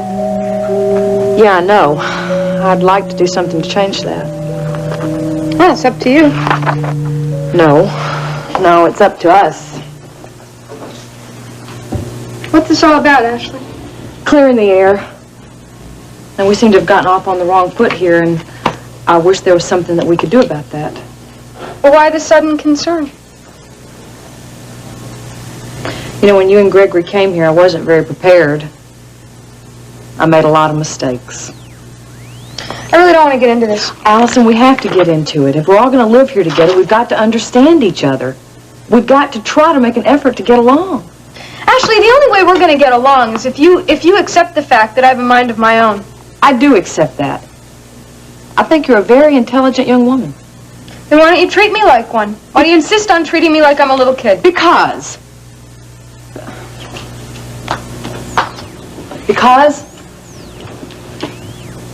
I don't want to see you get hurt. Allison, I love you. I want to protect you. I don't want your protection. I know that. I'm an adult and I want to be treated like one. It's not that easy. I have certain responsibilities. No, you don't. Allison, whether you like it or not, Aunt Hildy left you in my care until you're 21 years old. You are my responsibility. Ashley, the only thing you are responsible for is the money. I think that Aunt Hildy had more in mind than that. I think that she wanted me to do what she would have done. Be your friend. Advise you. Well, fine. Be my friend. Advise me all you want. But stop trying to dictate my life. I don't want to do that. I don't want to infringe on any of your freedom. Allison, there are forces at work here which you don't understand. You mean Rena Decker, don't you? Actually, I don't understand this. I mean, ever since I started to work at World Oil, you've been acting real paranoid. You've been treating me like an enemy. No, you're not my enemy. But Rena Decker is. Yeah, great to see you two boys again. Yeah, nice to see you too, Justin. Yes, indeed. The pleasure is ours. It sure is nice to have a marshal back in your business. Oh, yeah, we sure do miss your old daddy. Yes, indeed we do. I was saying to Boots just the other day, Mike Marshall was a fine man. Hard man, but honest as the day is long. It's a sorry day when we lost him, Justin. But I don't suppose we have to tell you that. No, you don't. I miss my daddy very much. I wish he was here to advise me. But since he's not, I guess I'll have to rely on you two boys. Well, that's real nice of you, Justin. Well, I imagine you could use a drink, huh? Oh, boy, howdy, I tell you. We've spent the morning in Texas Federal, and talking with bankers is dry work. Bartender, we'll have 3 bourbons over here. Make it your best. 3 tall glasses, no ice, please. Boy, you don't need our advice. Any man that can order like that knows exactly what he wants out of life and how to get it. Just my way of thanking you for those oil leases you've been swinging over to Marshall Oil. Now, Justin, there's no thanks needed for that. We take a lot of pleasure in helping any man who knows how to help himself. You strike us as just that sort of fellow. Well, I think thanks are still due. T.J. Canfield has had a tough time with those leases. Oh, now, I find that hard to believe. Well, TJ's a fine man. First-rate lawyer. Why, he could negotiate the eggs out of a prairie hen's nest and make a mama bird believe she was getting the best of the deal. Parker, that's older than my granddaddy's hound dog. Well, gentlemen, if you won't accept my thanks, maybe there's some other way I can think of to repay you for the good fortune that Marshall Oil has been enjoying at your hands. Yeah, son, now mention it. There is something that Boots and me here have in mind. Well, thank you, Mr. Canfield. Yeah, you're certainly welcome. So, Mrs. Canfield, tell me, how are you and your husband enjoying Houston? Oh, I suppose it's pleasant enough. There are certain cultural advantages. Yes, there are, aren't there? The art museum's nice. Oh, yes. Oh, and the Space Center's rather fascinating. Have you been out there yet? No, I'm afraid I'm not very interested in technology. That's more Burton sort of thing. We do come in for the opera season, though. Mildred used to sing, you know. Not professionally. Well, my sisters and I all had vocal training. See, my father felt that the singing ought to be one of a lady's accomplishments. Well, it is wonderful to be musical. Well, having an apartment in Houston and our home in Tyler suits our purposes. I'm afraid you may think us a bit old-fashioned. But by and large, I think Mildred and I prefer the leisurely pace in Tyler. We have the country club and the bridge club, and that's all we really need. Yes, I do come in town from time to time to do a little shopping. Well, next time you come shopping, you really ought to pay a visit to Page's boutique. Oh, really? I didn't realize you were in business. What sort of boutique does your friend have? It's a dress shop. Well, actually, TJ's a little more than... When it comes to dresses, I'm afraid I always traded Barlow's. They maintain such a high level of quality. Well, actually, at Page One, we carry a number of top-line designers. Oh, my dear. I am so tired of all those dresses with other people's names all over them.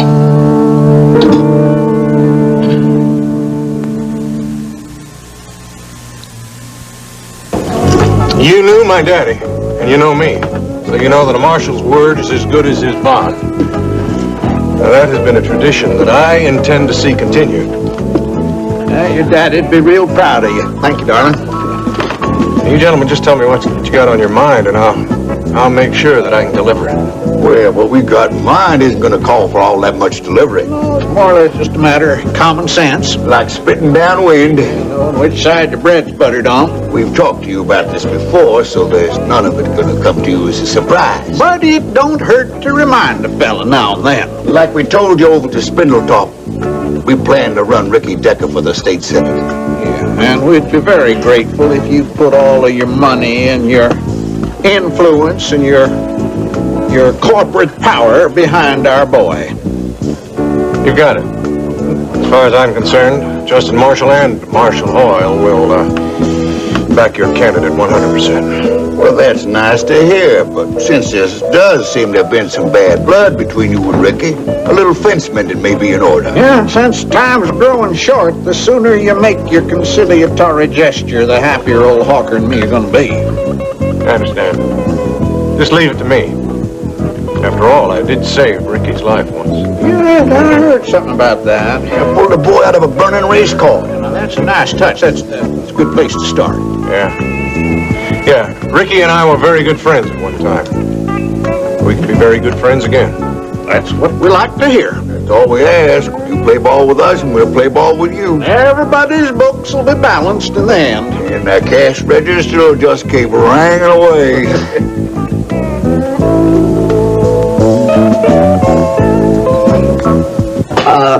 Now, wait a minute, honey. What you're telling me is you want to take me to the most expensive restaurant in town, and you're going to pay? Sure, why not? Well, honey, that's awful sweet of you, but if we're going out to dinner, I'm the one who's going to pick up the check.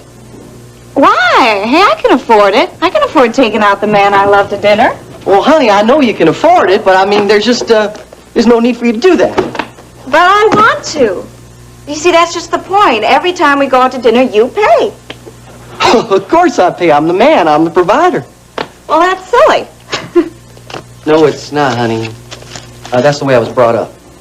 Well, times have changed. We're not back in Waco living under your daddy's roof. Well, maybe not, hon, but you're still my wife. You're my responsibility. And as long as you are, I intend to pay the bills. All I want to do is show my love to you by taking you to dinner. Honey, you can do a lot better job of that, but just cook me a wonderful dinner like you did last week. It's not the same thing. Why do you have to be so chauvinistic about this? Why do you want to embarrass me in public? I don't want to do that. Well, that's how it feels. Honey, if I let you pick up that check, I'm going to feel like everybody in the place is looking at me, thinking that I can't even take care of my own wife. No, they're not doing that. Honey, it's just like with those roses I sent. Remember when I sent you those roses? And you thought they were a little funny at first, right? But then when you took time and you thought about it, you realized that I was just showing the whole world how much I loved you. And that's the same thing with this. Taking you out to dinner, picking up the check, just showing the world how much I love you. Peter, honey, I'm sorry. Look, you want to go to the Top of the World Club, we'll go.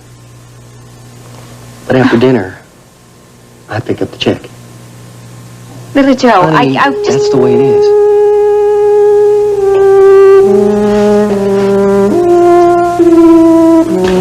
know a lot about Bo Baker. I know for one thing that he's your husband.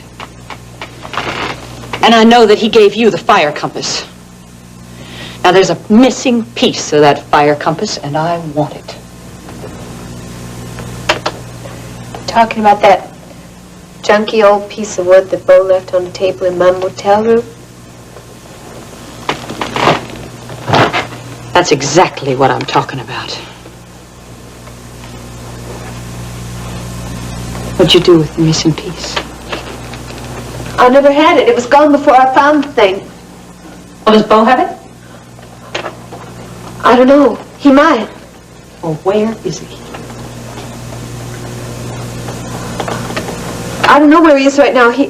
He took off. I don't believe you. It's true. That's the way Bo is. He just disappears. Now, he wouldn't disappear without the fire compass because he knows how valuable it is. You didn't tell me.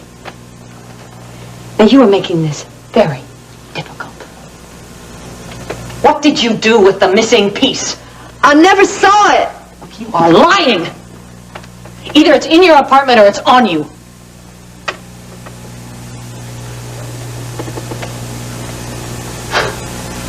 Now, let's see what we have here.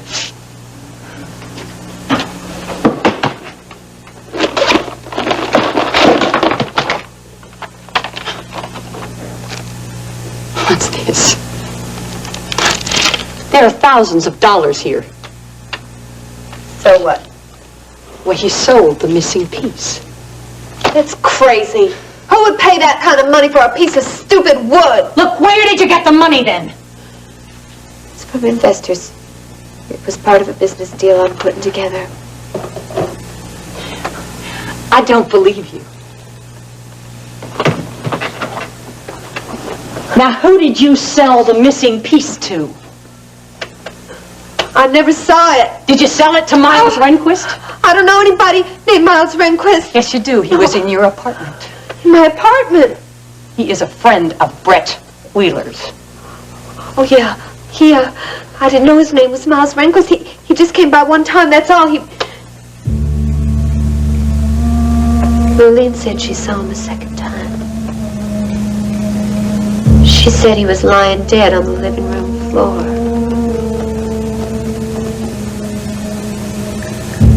You killed him.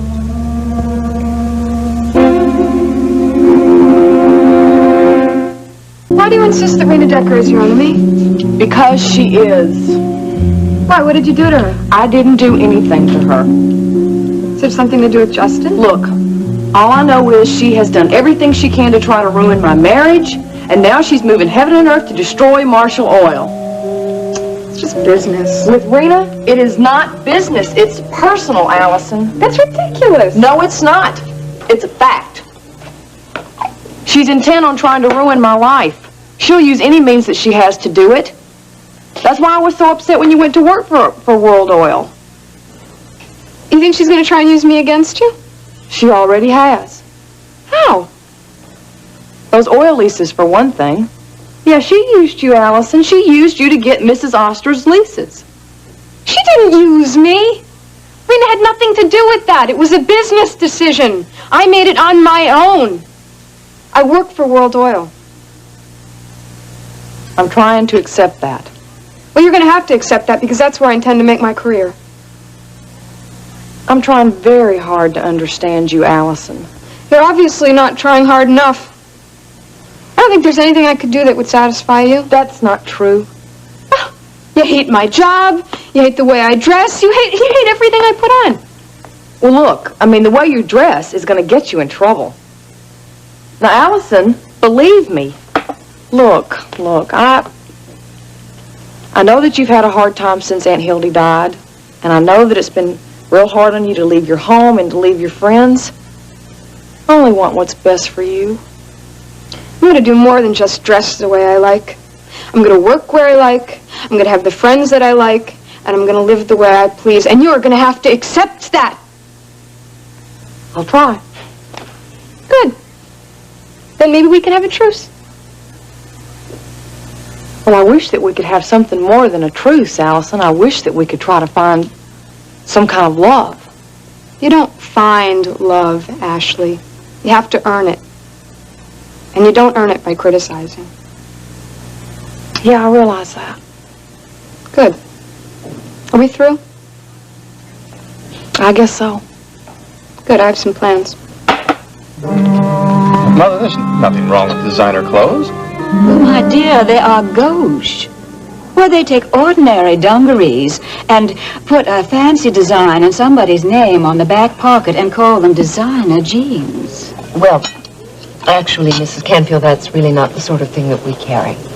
Page One is one of the most exclusive shops in Houston. Oh, really?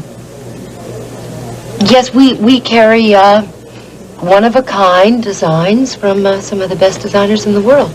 Well, that sounds like quite an enterprise.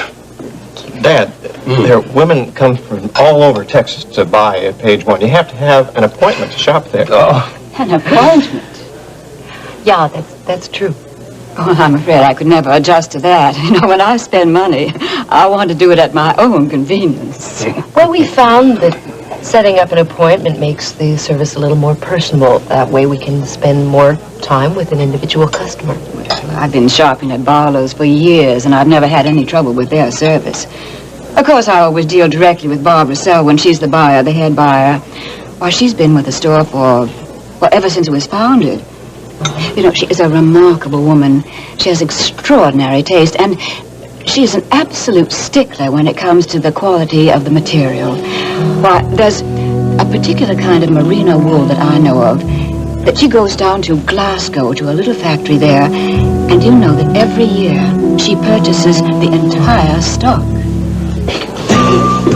Well, Ruby said that she was coming to Nashville to talk to you people. Are you sure? Well, hasn't she called you? No, that doesn't seem likely. You see, she was coming to talk to you about the distribution of this album that we're producing, and Are you sure she hadn't called? Well, all right, thank you. I'll tell you, I never in my life saw a body that looked like that. Well, from everything you say, you sure wouldn't expect to see something like that in a little town like Marshall Village. Well, that's where it was, in Marshall Village. A thing like that's enough to make your heart stop. Pretty fantastic, huh? Yeah, so go on, tell me about this body. Partner, it was a body you couldn't believe. I mean, she had blonde hair and blue eyes. Like, it was a body. I mean, it was a body you dream about when you see it in the photo. Crazy. Lurleen, are you sure you're all right? Not really. Well, why don't you go on home and take a rest? Oh, well, Elena, I can't leave the new bartender here all by herself. Lurleen, I'd be more than happy to look after things for a while. Would you? Of course. Now go on. Go home and take a rest. That'd be wonderful, Elena. I really do think I need some rest. I'll see you in a couple of hours. No, I really never expected you to be able to cook. And why not? Well, I guess I figured that somebody with a degree in geology wouldn't be very handy in the kitchen. Well, listen, I'm just great over an open campfire. I'll remember that. Yep, I can boil coffee, and I can make you the best chili you ever tasted. Hey, have you seen this? What? Well, it's a note from Vivian. She says that this letter got misplaced. Where's it from? I don't know. Take a look. Ricky, this is from Miles. It is?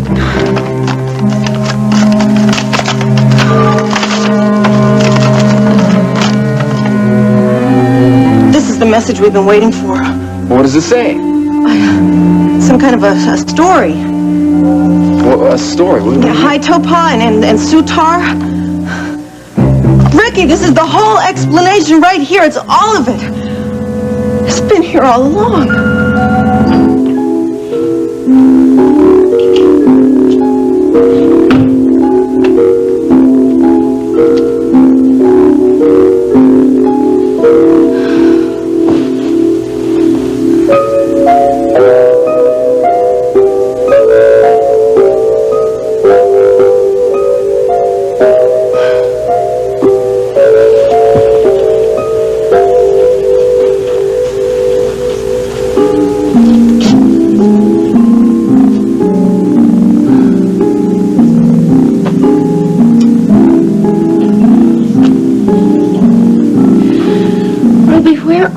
you.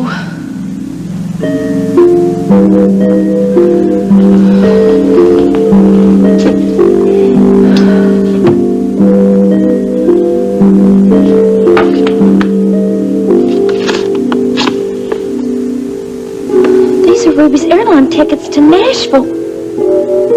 Huh?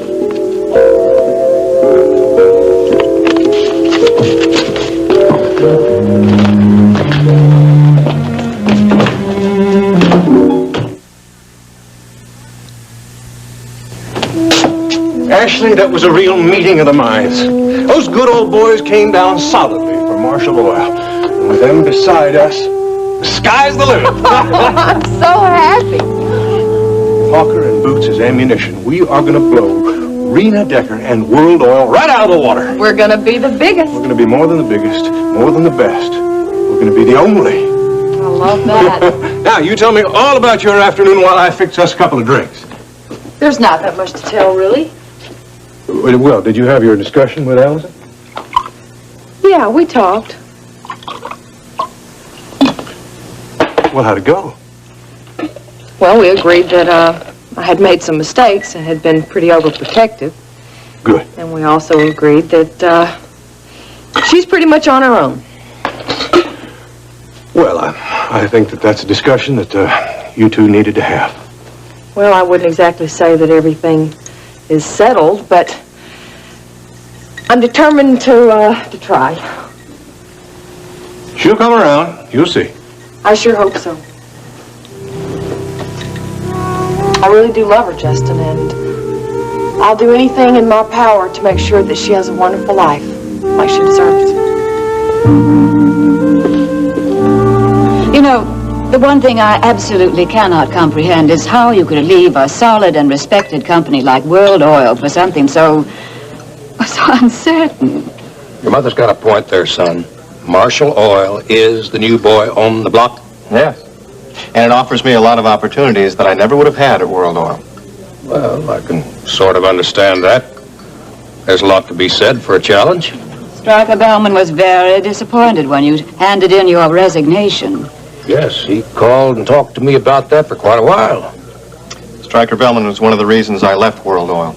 Well, I simply cannot understand that. The Bellmans are one of the most socially prominent families in the state. And that's a lot more than you can say for those people who employ you now.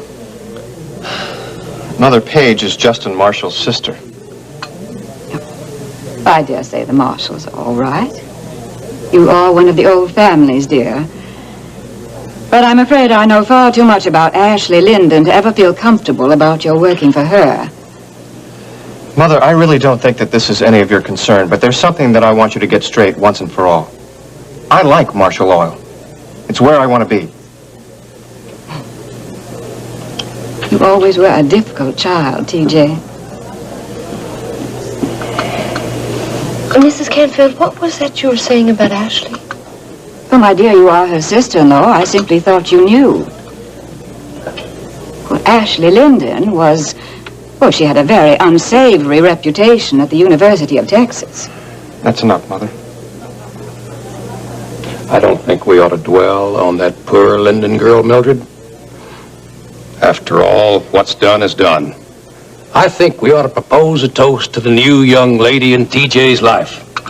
To you, Miss Marshall. I may be wrong, but I think I like the cut of your jib. Thank you, Mr. Canfield. I appreciate that.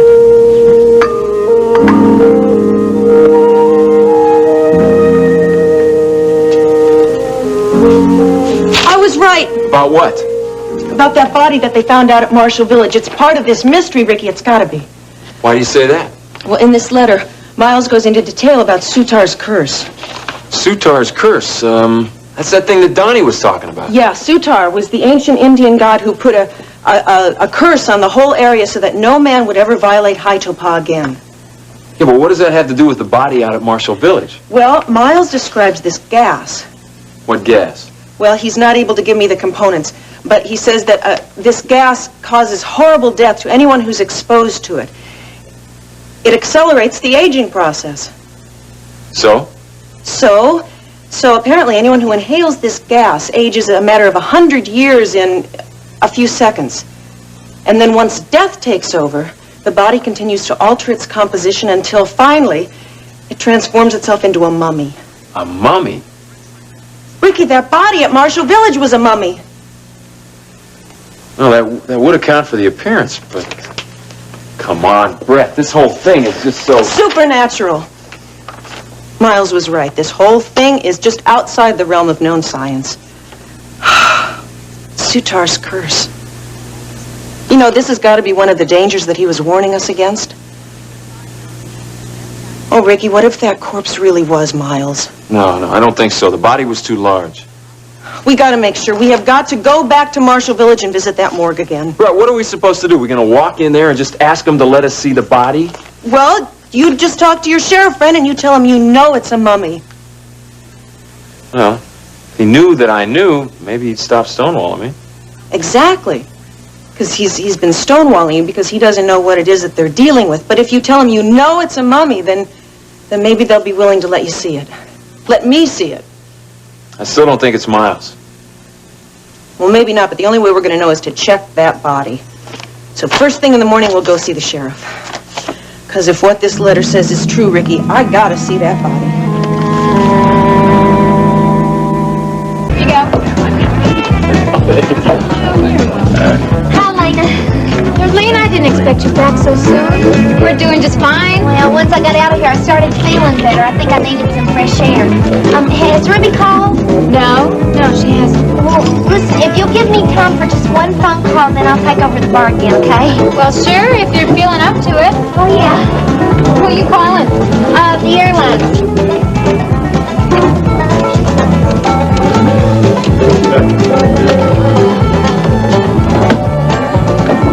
Oh, hi. Yeah. I need to ask about a passenger on one of your flights. Yeah, was Miss Ruby Wright on flight 327 to Nashville? Well, I'm a friend and her business partner, so you can tell me. What do you mean you can't give out that information? Look, I have her ticket here, and the number is NB 200-201. What do you mean that doesn't help? Well, look, can you tell me this? Can you tell me if she bought another ticket at the airport? But listen, you gotta tell me. I gotta know if she ever took off. Ugh. People are hopeless. Ruby, where are you? That man, Brett's friend.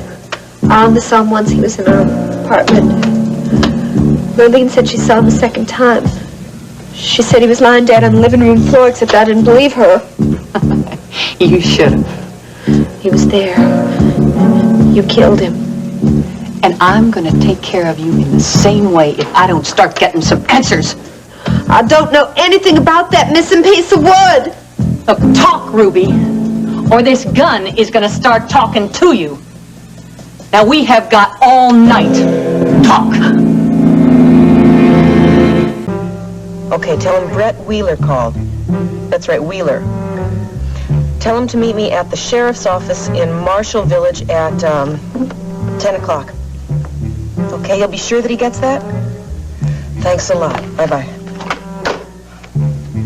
Thank you very much for seeing me. My secretary said it was urgent. Yes, it is. Problems? I don't know. I'm not going to be able to make it to the rehearsal for the Billy Joe show today.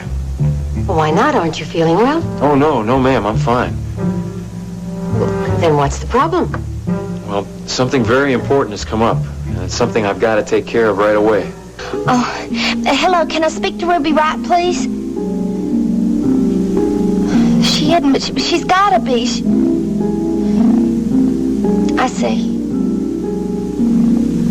No, I don't suppose you should hold the room any longer. Thank you.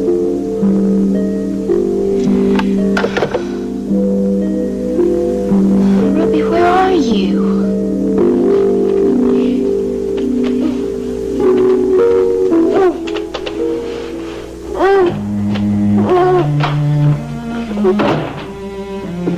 Did you sleep well, Ruby?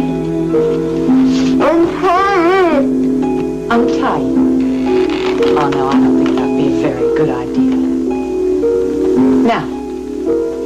Don't you have something to tell me? Now tell me, what is so important that you have to miss the rehearsal for the Billy Joe show? Well, it's a personal matter, ma'am. Something very serious has come up that I have to take care of. I don't recall you ever missing work before. I haven't. I didn't think so. I've seen you come into the studio when you were so sick you could hardly hold your head up. Mrs. Bellman, I've never let anything come ahead of my career before. I've always known that I had to really work hard if I wanted to get where I wanted to be. Well, you certainly have always seemed to be very disciplined. As a matter of fact, your dependability had a lot to do with my decision to give you your own show. That's why this request is very puzzling. It's not like you. Well, to be perfectly honest with you, Mrs. Bellman, I didn't think anything ever could come ahead of my career, but now something has.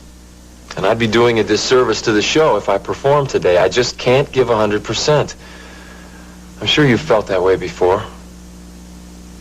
Yes. Yes, I do know what you're saying. But can't you at least tell me what's so important? Maybe I could help. No, I'm sorry, ma'am, I can't. Are you in some kind of trouble? Oh, no, ma'am. Not the way you're thinking. Let me ask you something, Ricky. What would you do if I said I could not release you from the rehearsal? Well, I'm afraid I'd have to leave anyway. I mean, this is so important, you're willing to risk your career? If I have to. I see. Well, all right, Ricky, go ahead. We'll work around you. Thank you very much, Mrs. Bellman. I really appreciate this. I hope you're not going to make a habit of this. Oh, no, ma'am. I plan to get this cleared up today. Ricky, Yes. be careful. Thank you. I will. Well, here you are, darling. Why, were you looking for me? No, but I sure was thinking about you a lot. Oh, yeah? What were you thinking? You just take a guess. Come on over here. Tell you what, you sure have been in a good mood lately. Well, there's every reason to be in a good mood. Everything is going our way. Does it have anything to do with that meeting that you had yesterday with Hawker and Boots? Well, you bet it does. Well, what exactly did they say? Didn't I tell you? You know you didn't. Yes, that's right. Hawker and Boots are getting ready to launch Ricky Decker and a political career. They're what? Don't look so surprised, darling. I think it makes a lot of sense.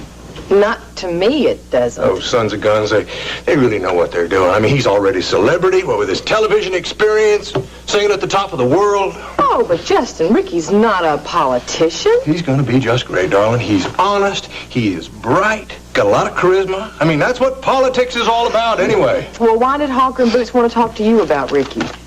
Well, they just wanted to make sure that Ricky would have my support.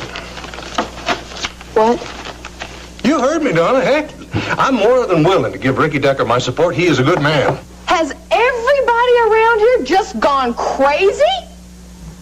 What makes you think that, darling? Well, first, Allison goes over to World Oil, gets a job, becomes bosom buddies with Rena, which you think's real cute. Now, I never told her that was cute. I just said that she's an adult. She should be allowed to make her own decisions. Yeah, make her own mistakes is more like it. Now you're telling me that you're going to support Ricky Decker in politics. Have you gone over the edge? Ashley, if going over the edge means picking up some oil leases from Hawker and Boots, then I think going over the edge is a pretty good way to go. Well, haven't you forgotten to ask yourself a question, though, Justin? What's that? What do Hawker and Boots want in return? Ashley, I don't think you should be so suspicious. Those two good old boys had a lot of respect for my daddy, and they happen to think that I'm exactly the same kind of man. It won't hurt them to back a winner. They've never done anything without a price, Justin. And it's always a large one. They've never mentioned anything about a price to me except backing Ricky Decker. And I think that's a very small price to pay for all those oil leases. No, they'll ask for their pound of flesh, Justin. And when they do, I hope that you can pay it. Mildred and I are very concerned about the turn your career's taken. Well, don't worry about it. My career's doing just fine, okay? You left a solid company like World Oil to come with this two-bit operation. That wasn't very bright, TJ. This is not a two-bit operation, and my career at World Oil was going nowhere. Do you have any idea how disappointed Stryker Bellman was? Stryker and I talked it through. He knows my reasons for leaving. Well, how about explaining it to me? Seems to me like you turned your back on an old family friend. He turned his back on me. What do you mean by that? He promised me a partnership in the firm. He never came through with it. Then I applied for the presidency of World Oil. He could have helped me out a lot, but he didn't. I was qualified for that job, Dad. I was more than qualified. Instead, Grant Wheeler brings in his son from Australia. Gives him the presidency. What'd you expect me to do, roll over and play dead? Did you have to come here? There must have been other jobs. Yeah, there were. But this is a new company with a lot of potential. Look, Dad, the way I figure it is when Marshall Oil becomes a major force in this industry, and it will, I'm going to be standing there first in line. That's a mighty big chance, son. Well, you got to take chances if you're going to succeed. You know that better than anyone. And I'm not afraid to take a chance. If it's success you want, why did you go and tie yourself up again with Ashley, huh? If you leave Ashley out of this. No, I won't.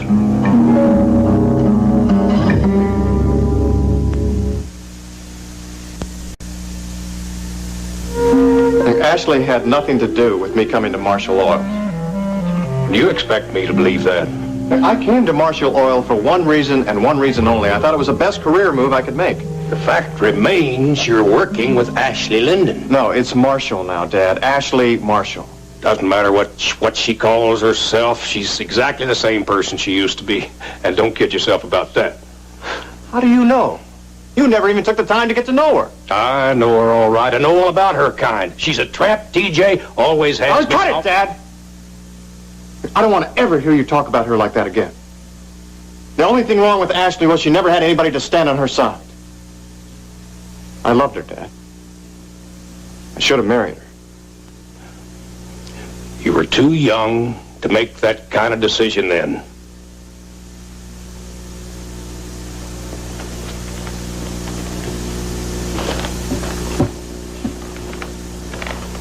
Let me ask you something, Dad.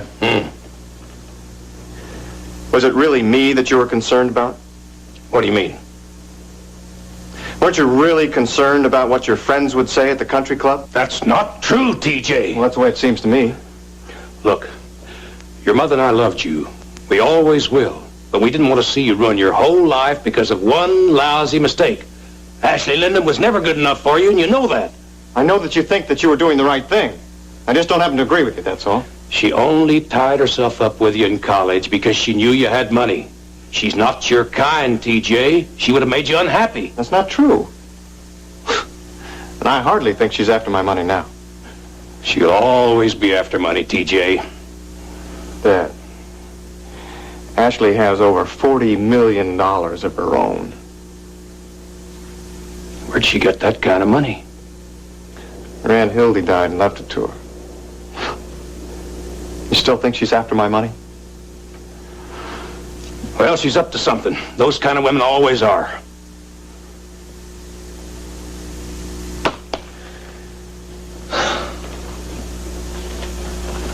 Look, Dad. I want to be close to you and Mom. It's very important to me. But I can't if you insist on interfering with my life.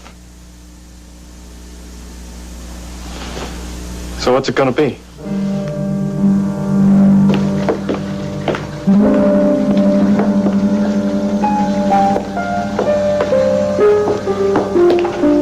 Oh, Ricky, am I glad you're here. You been here long? Oh, it seems like forever, but no, it hasn't been that long. Where's Sheriff Kinrow? Well, he's out on a call, but he's supposed to be back soon. Did you have any trouble getting away from work? Well, I had to miss a rehearsal for the Billy Joe show. Oh, is that a problem? Well, Vicki Bellman wasn't too thrilled about it, but I told her I was leaving, whether she gave me permission or not. You did that for me?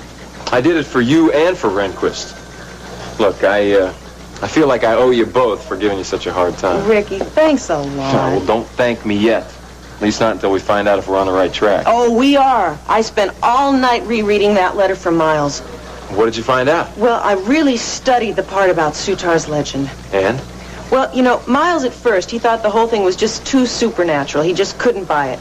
But then he went out to one of the caves at High Topah, and he found in the cave a mummy, just like the one you described seeing here. And you know what, Ricky? You know where he found the fire compass? Clutched in the mummy's hand. And he took it? Yes. Yes, he knew he was onto something really big. See, he thought that the fire compass contained a poison gas, but he could never prove it. The way he described it, every time he tried to touch the fire compass, to unlock its secret, it seemed to avoid him, like it had a life of its own, like it was trying to protect him. Brett, we're talking about the fire compass. It is an inanimate object. It does not have a life of its own. Yeah, I know. It's just that how else are we going to explain what happened to that body in the morgue? We can't explain it. Yes, we can, Ricky. I bet you that ranch hand is who that body is. It's the ranch hand that Kate hired that then disappeared. Well, Miles thought he was in it from the beginning. Yeah? Well, my guess is that the ranch hand stole the fire compass. And not knowing anything about this legend, of course, he started to mess around with it. And then the thing opened up. And inside it, he found this little ampule that Miles described in his letter. So he must have broken the ampule, and this gas escaped and killed him. And that turned him into a mummy? Yes. See, Miles would never have opened that ampule because he knew that if he did, he would be exposed to the same fate as Sutar's other victims. Oh, Ricky, I gotta see that body. Yeah, I know. That's why I'm here. It's gotta be connected to Miles in High Topah. Brett, this is going to be tough. Sheriff Kinrow has already turned me down once. Now I got to make him change his mind. Hey, you'll do it. I have faith in you. Suppose we get down to business. What business? I want to know where the missing piece of the fire compass is. I don't know what you're talking about. You're lying. I'm not lying. I don't know what you're talking about. Where is it, Ruby? All I saw was that junky piece of wood that Bo had in my apartment the day that he...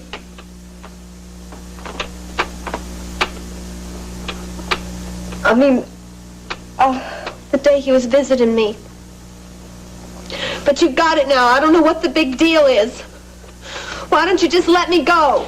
Look, you are not going anywhere until I get that piece. You got that?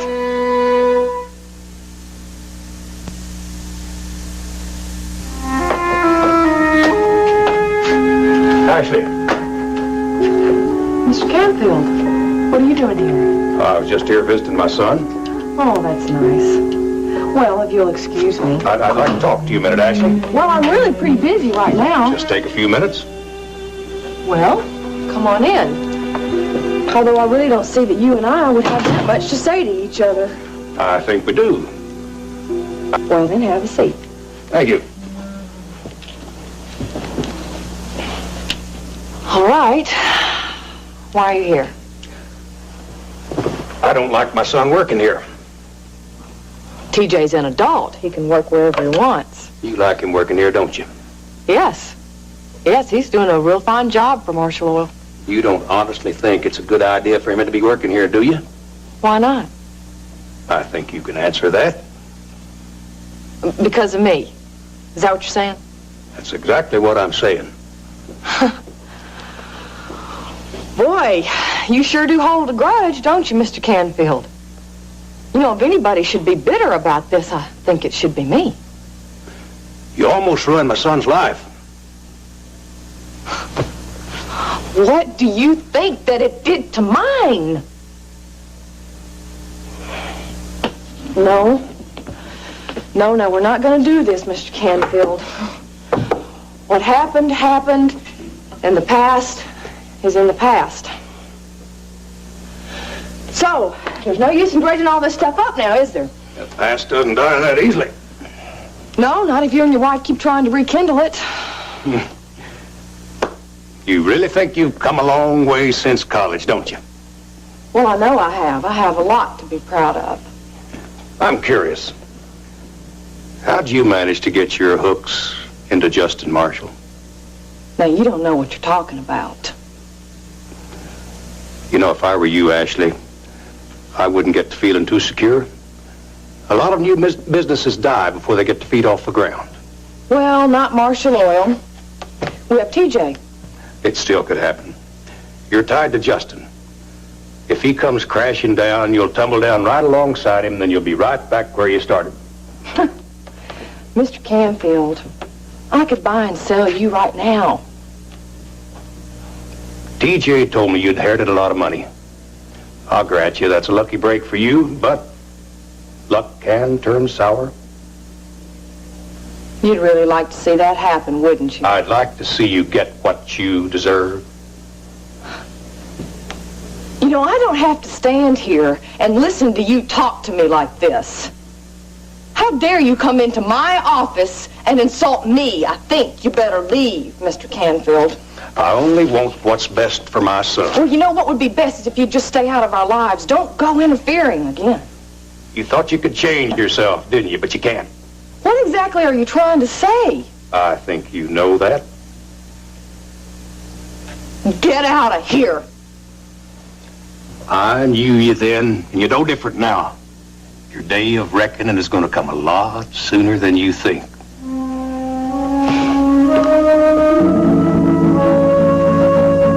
Oh, Stryker. Yes. Mildred Canfield's here? Please, send her in. Oh, dear. Vicki, darling. Mildred, I what was a hoping I'd have a chance to see you. I didn't know you were coming to Houston. Well, Burton's here on business, and we are looking for an apartment. We're going to start spending more time here in Houston. Really? Well, please sit down, Mildred. Can I get you something? No, thank you, darling. Tell me, have you had a chance to see that son of yours yet? Yes. Something wrong, Mildred? Well, we're not exactly pleased that he's gone over to Marshall Oil. Oh, yes. Well, I must admit we were all a little shocked by that, but TJ felt it was best for his career, and we have to respect his judgment. I think he's made a terrible mistake getting involved with that Ashley Linden again. Well, she obviously still has some sort of a hold over him. Hold? What are you talking about? Well, TJ knew her when they were in college, and do you know that she nearly destroyed our boy's life? Well, I certainly don't know about Ashley's hold on him in the past, but if anyone has a hold on TJ right now, it's Paige Marshall. Although I really wouldn't call it a hold, they both seem to care for each other very much. Yes, we met the little shopkeeper. I beg your pardon? Well, she is a shopkeeper, Vicki. Oh, Mildred, I would hardly call her that. Paige owns the most exclusive boutique in Houston. Well, you can call her what you want, but so far as I'm concerned, she's common. Paige is not in the least bit common. Vicki, I've heard some things about her. And if any of those rumors are true, she is nothing but a tramp. Mildred, I'm not letting you get away with that. Now, I'm going to ask you again. Where is Bo? How should I know?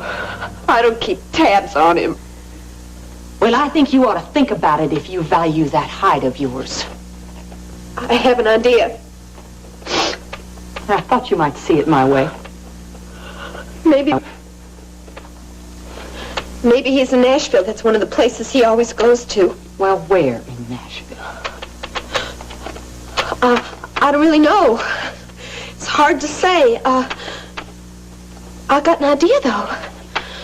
Maybe I could go look for him, you know. I know all his hangouts and everything. I think maybe I could find him.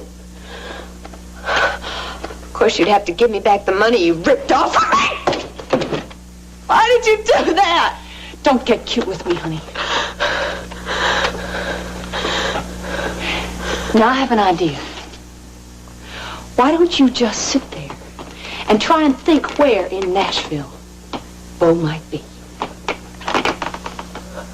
What are you doing?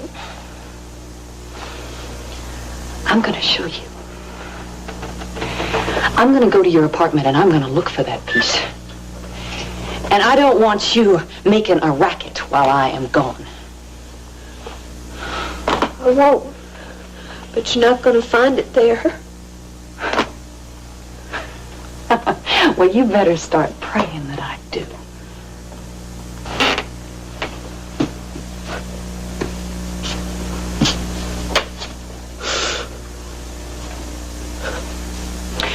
Because if I don't find it, I'm going to come back here and I am going to kill you.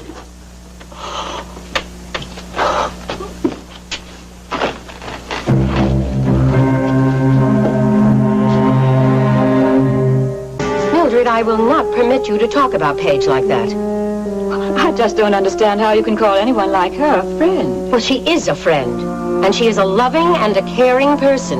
And you'd find that out about her, too, if you gave her half a chance. I have no desire to get to know her any better. Why? Because some gossip told you that she made some mistakes in her past? You know, Mildred, we're all entitled to a few of those. Well, if she made mistakes before, she's bound to make the same ones all over again. It's just human nature.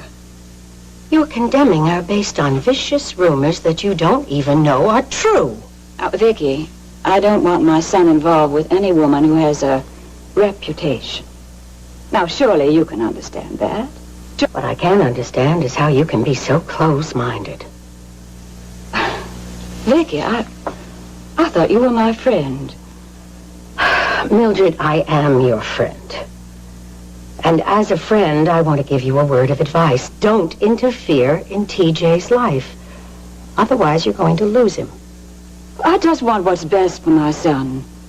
I want him to have all the wonderful things that we had, a beautiful home and a loving family. Well, isn't that what you want for Rena? I want Rena to be happy, yes. Well, that's all I want for TJ. Is that so terrible? Oh, of course, it's not terrible. But keep in mind that even though TJ is your son, he's not a carbon copy of you and Burton. You have to allow him to make decisions that are right for him. Well, Paige Marshall is not going to make him happy. Now, how do you know that? Because I know my son.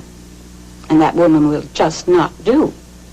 He's attracted to her pretty face, and that's all there is to it. Mildred, I don't think you're giving TJ enough credit. You're making him sound like a little boy. He's not. He's a grown man. Well, in this case, I think I know what's best for my son. Vicky, if you saw Rena headed straight for disaster, you'd do the same thing. You'd do everything you could to stop it. Well, yes. Of course, I've always put my family first. My children and my husband. Yes, you have, Mildred. You know, I'm very sorry, but I have an appointment. Oh, my darling, I'm so sorry. I didn't mean to keep you so long. No, you didn't, and I hope we have time to have lunch before you go back to town. I'd like that. And please, Mildred, give my love to Burton. And you do the same for Stryker, please. He is a wonderful man.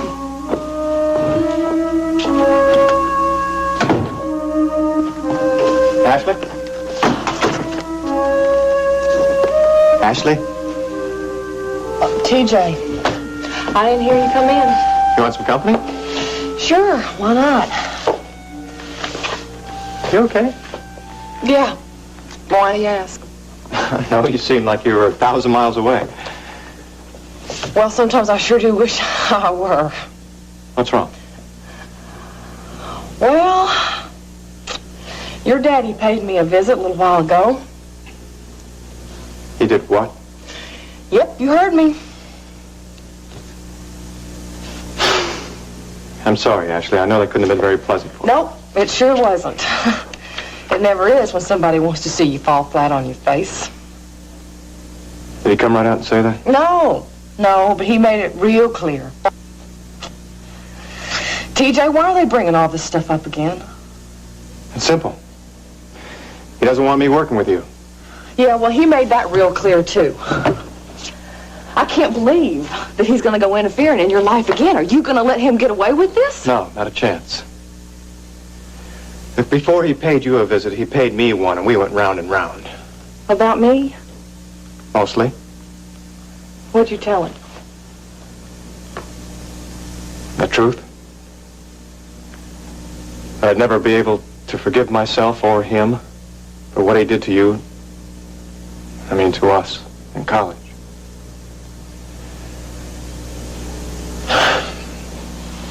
should listen to my instincts then. They were right, Ashley. I was in love with you. We could have made it. Did you say that to your daddy? Yeah, I did. And I want you to know it, too. You really stuck up for me like that? Sure I did. You're a fine lady, Ashley. You sure didn't deserve what the Canfields put you through.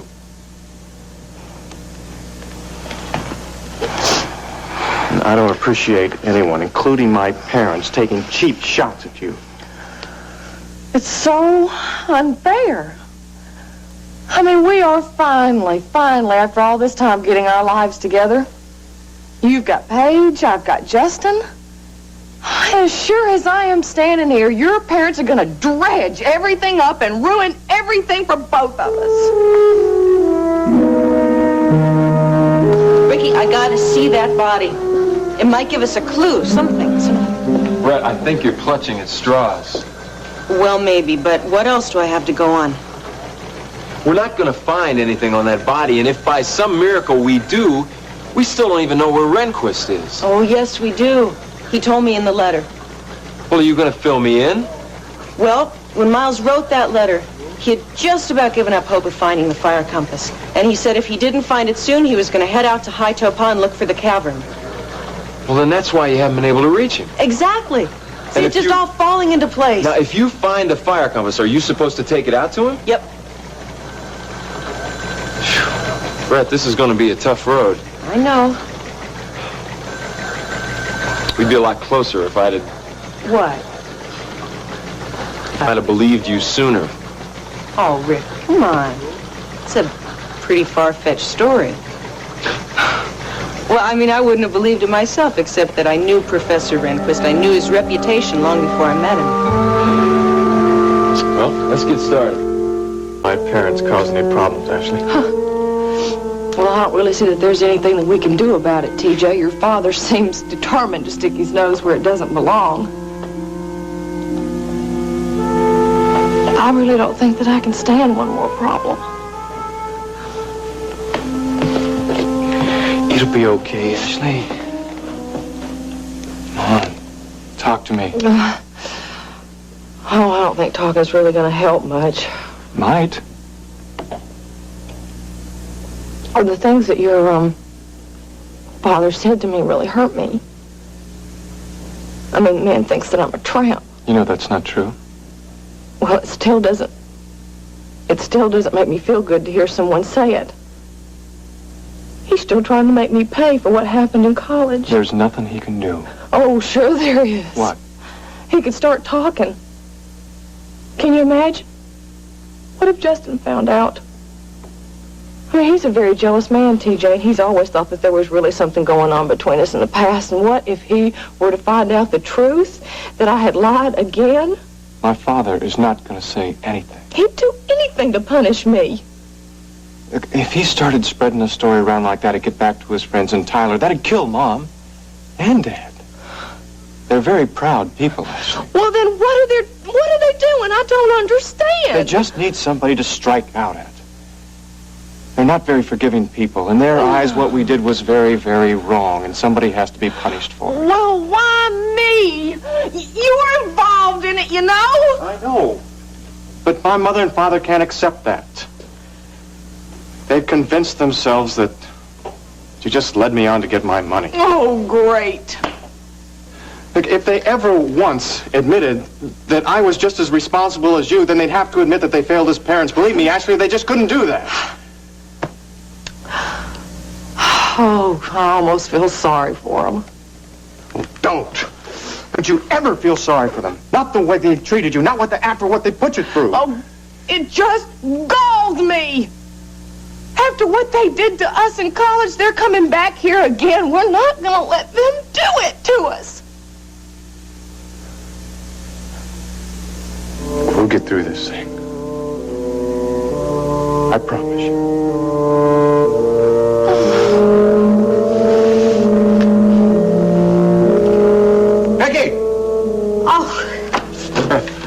Justin, you scared the life out of me. Oh, I'm sorry. There's no secretary out there. May I come in? Oh, please. Please, sit down, Thank you. Justin. You okay, Vicky? Yes, I'm fine, thank you. How about you? Oh, never better. Never better. So, are you over here to check up on that star of yours? Oh, I sure am. He's doing all right for himself, isn't he? Yes, and he's doing all right for KVIK and Ace High, too. His ratings are very good. I'm sure happy to hear about that, Vicky. That boy got a lot of talent. Are you letting up on him at all? But what do you mean, Vicky? I've heard he's been putting in some pretty long hours for you and Ace High. Now, you don't want to burn him out, do you? Oh, that's a healthy boy. I mean, it's just a little hard work. It's not going to hurt him. Justin, I have a lot invested in Billy Joe. I don't want you running him ragged. Vicky, I got a fair piece of change riding on him myself. Well, then why don't you ease up a little? After all, he's just remarried and he needs some time to spend with his family. Vicky, you're beginning to sound like Ruby. Oh? Oh, well, then in that case, enough of the lecture. So, what can I do for you? Well, Billy Joe was telling me about Ricky Decker maybe co-hosting his television show for a while. Yes, that's right. We're planning on giving Ricky his own show, and we thought by breaking him in on the Billy Joe show, we could build his own audience. Vicky, that's some smart thinking. You don't have any objection? Object? No. No, I think it's a good idea. The two work so well together. It'd be good for all concerned. Sometimes you surprise me. Why is that, Vicky? I thought you'd object to anyone sharing the spotlight with your star. Why would I object, Vicky? It's just good business. Always good to see you, Vicky.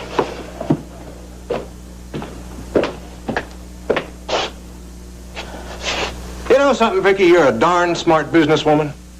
I could learn a lot from you.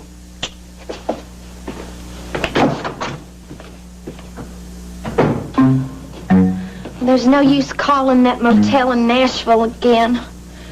They already told me they aren't going to hold the room for Ruby anymore. Where can she be? Why didn't she call me?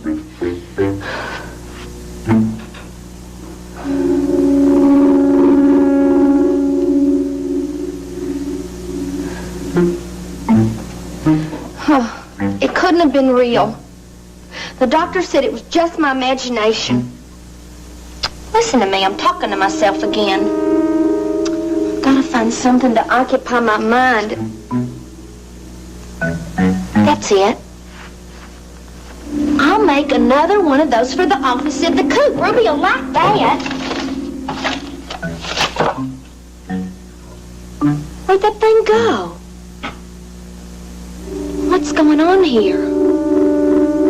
Ruby disappeared, now that thing disappears. Lurleen, you gotta get out of here, away from all these bad memories.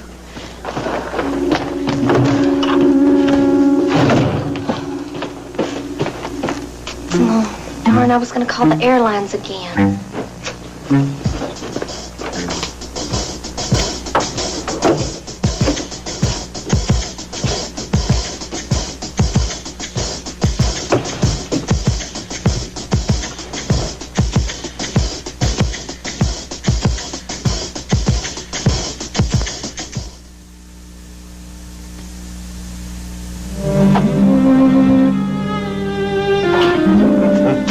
Well, there you are. I was beginning to worry. No need to worry, darling. I'm pretty good at taking care of myself. Oh, well, why don't you come over here and take care of me? It's the best offer I've had all day. Come here. Oh, Justin. I love you. Oh, darling, darling. I love you, too. I know you do. So, you gonna tell me? Tell you what. Well, where you been? You've been gone for hours and hours. I just been out rustling up some business. You know, doing a little public relations, Ashley. Public relations? Never hurts to put in a good word for Marshall Oil. What are you up to? Why do you think I'm always up to something, Ashley? Just doing my work.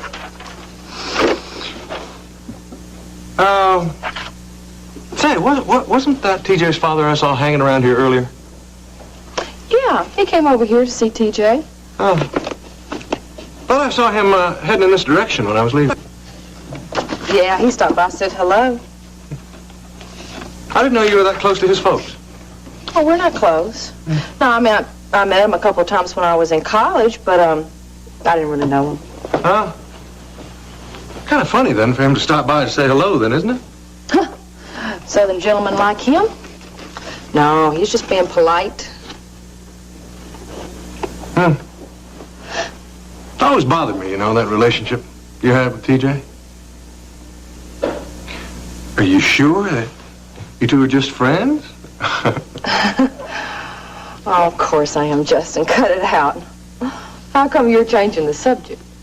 What was I talking about? Yeah, you know. We were talking about public relations, Marshall Oil, business. Oh, yes, Ashley. All those sweet leases that are coming our way just as a way of elevating my mood. So you really think that Hawker and Booth are responsible for that? Of course. With them behind us, it's clear sailing all the way. Sorry you wasted your time coming way out here, Ricky. Like I told you before, there's nothing to see. I know about that body, Jake. I don't know what you're talking about. Like hell you don't. And you got a body down here that's a real curiosity. Am I right? What are you getting at? I'm talking about a guy who's so disfigured he doesn't even look like a human being. He resembles something more like a mummy in a horror movie. How'd you know about that? Let's just say I know about it, okay? Now why don't you level with us? Okay, suppose I say we do have a body like that out here. Then what? Well, that's a start. You don't know what to make of it. It's the damnedest thing I ever laid my eyes on. Well, maybe we can help you. How would you do that?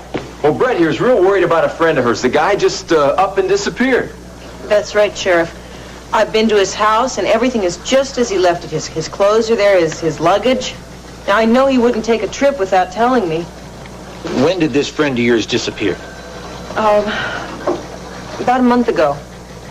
Sheriff, I'm really worried about him.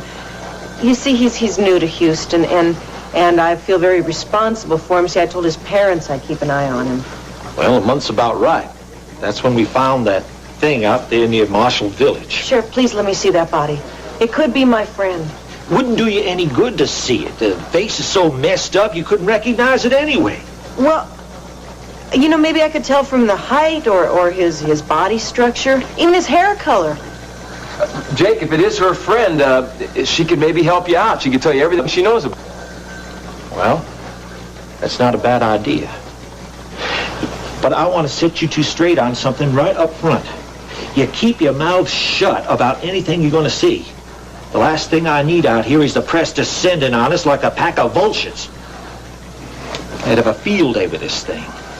Don't worry, Jake. We're not going to say anything. Now, if you just let her see the body, this might be able to help you out, too, here.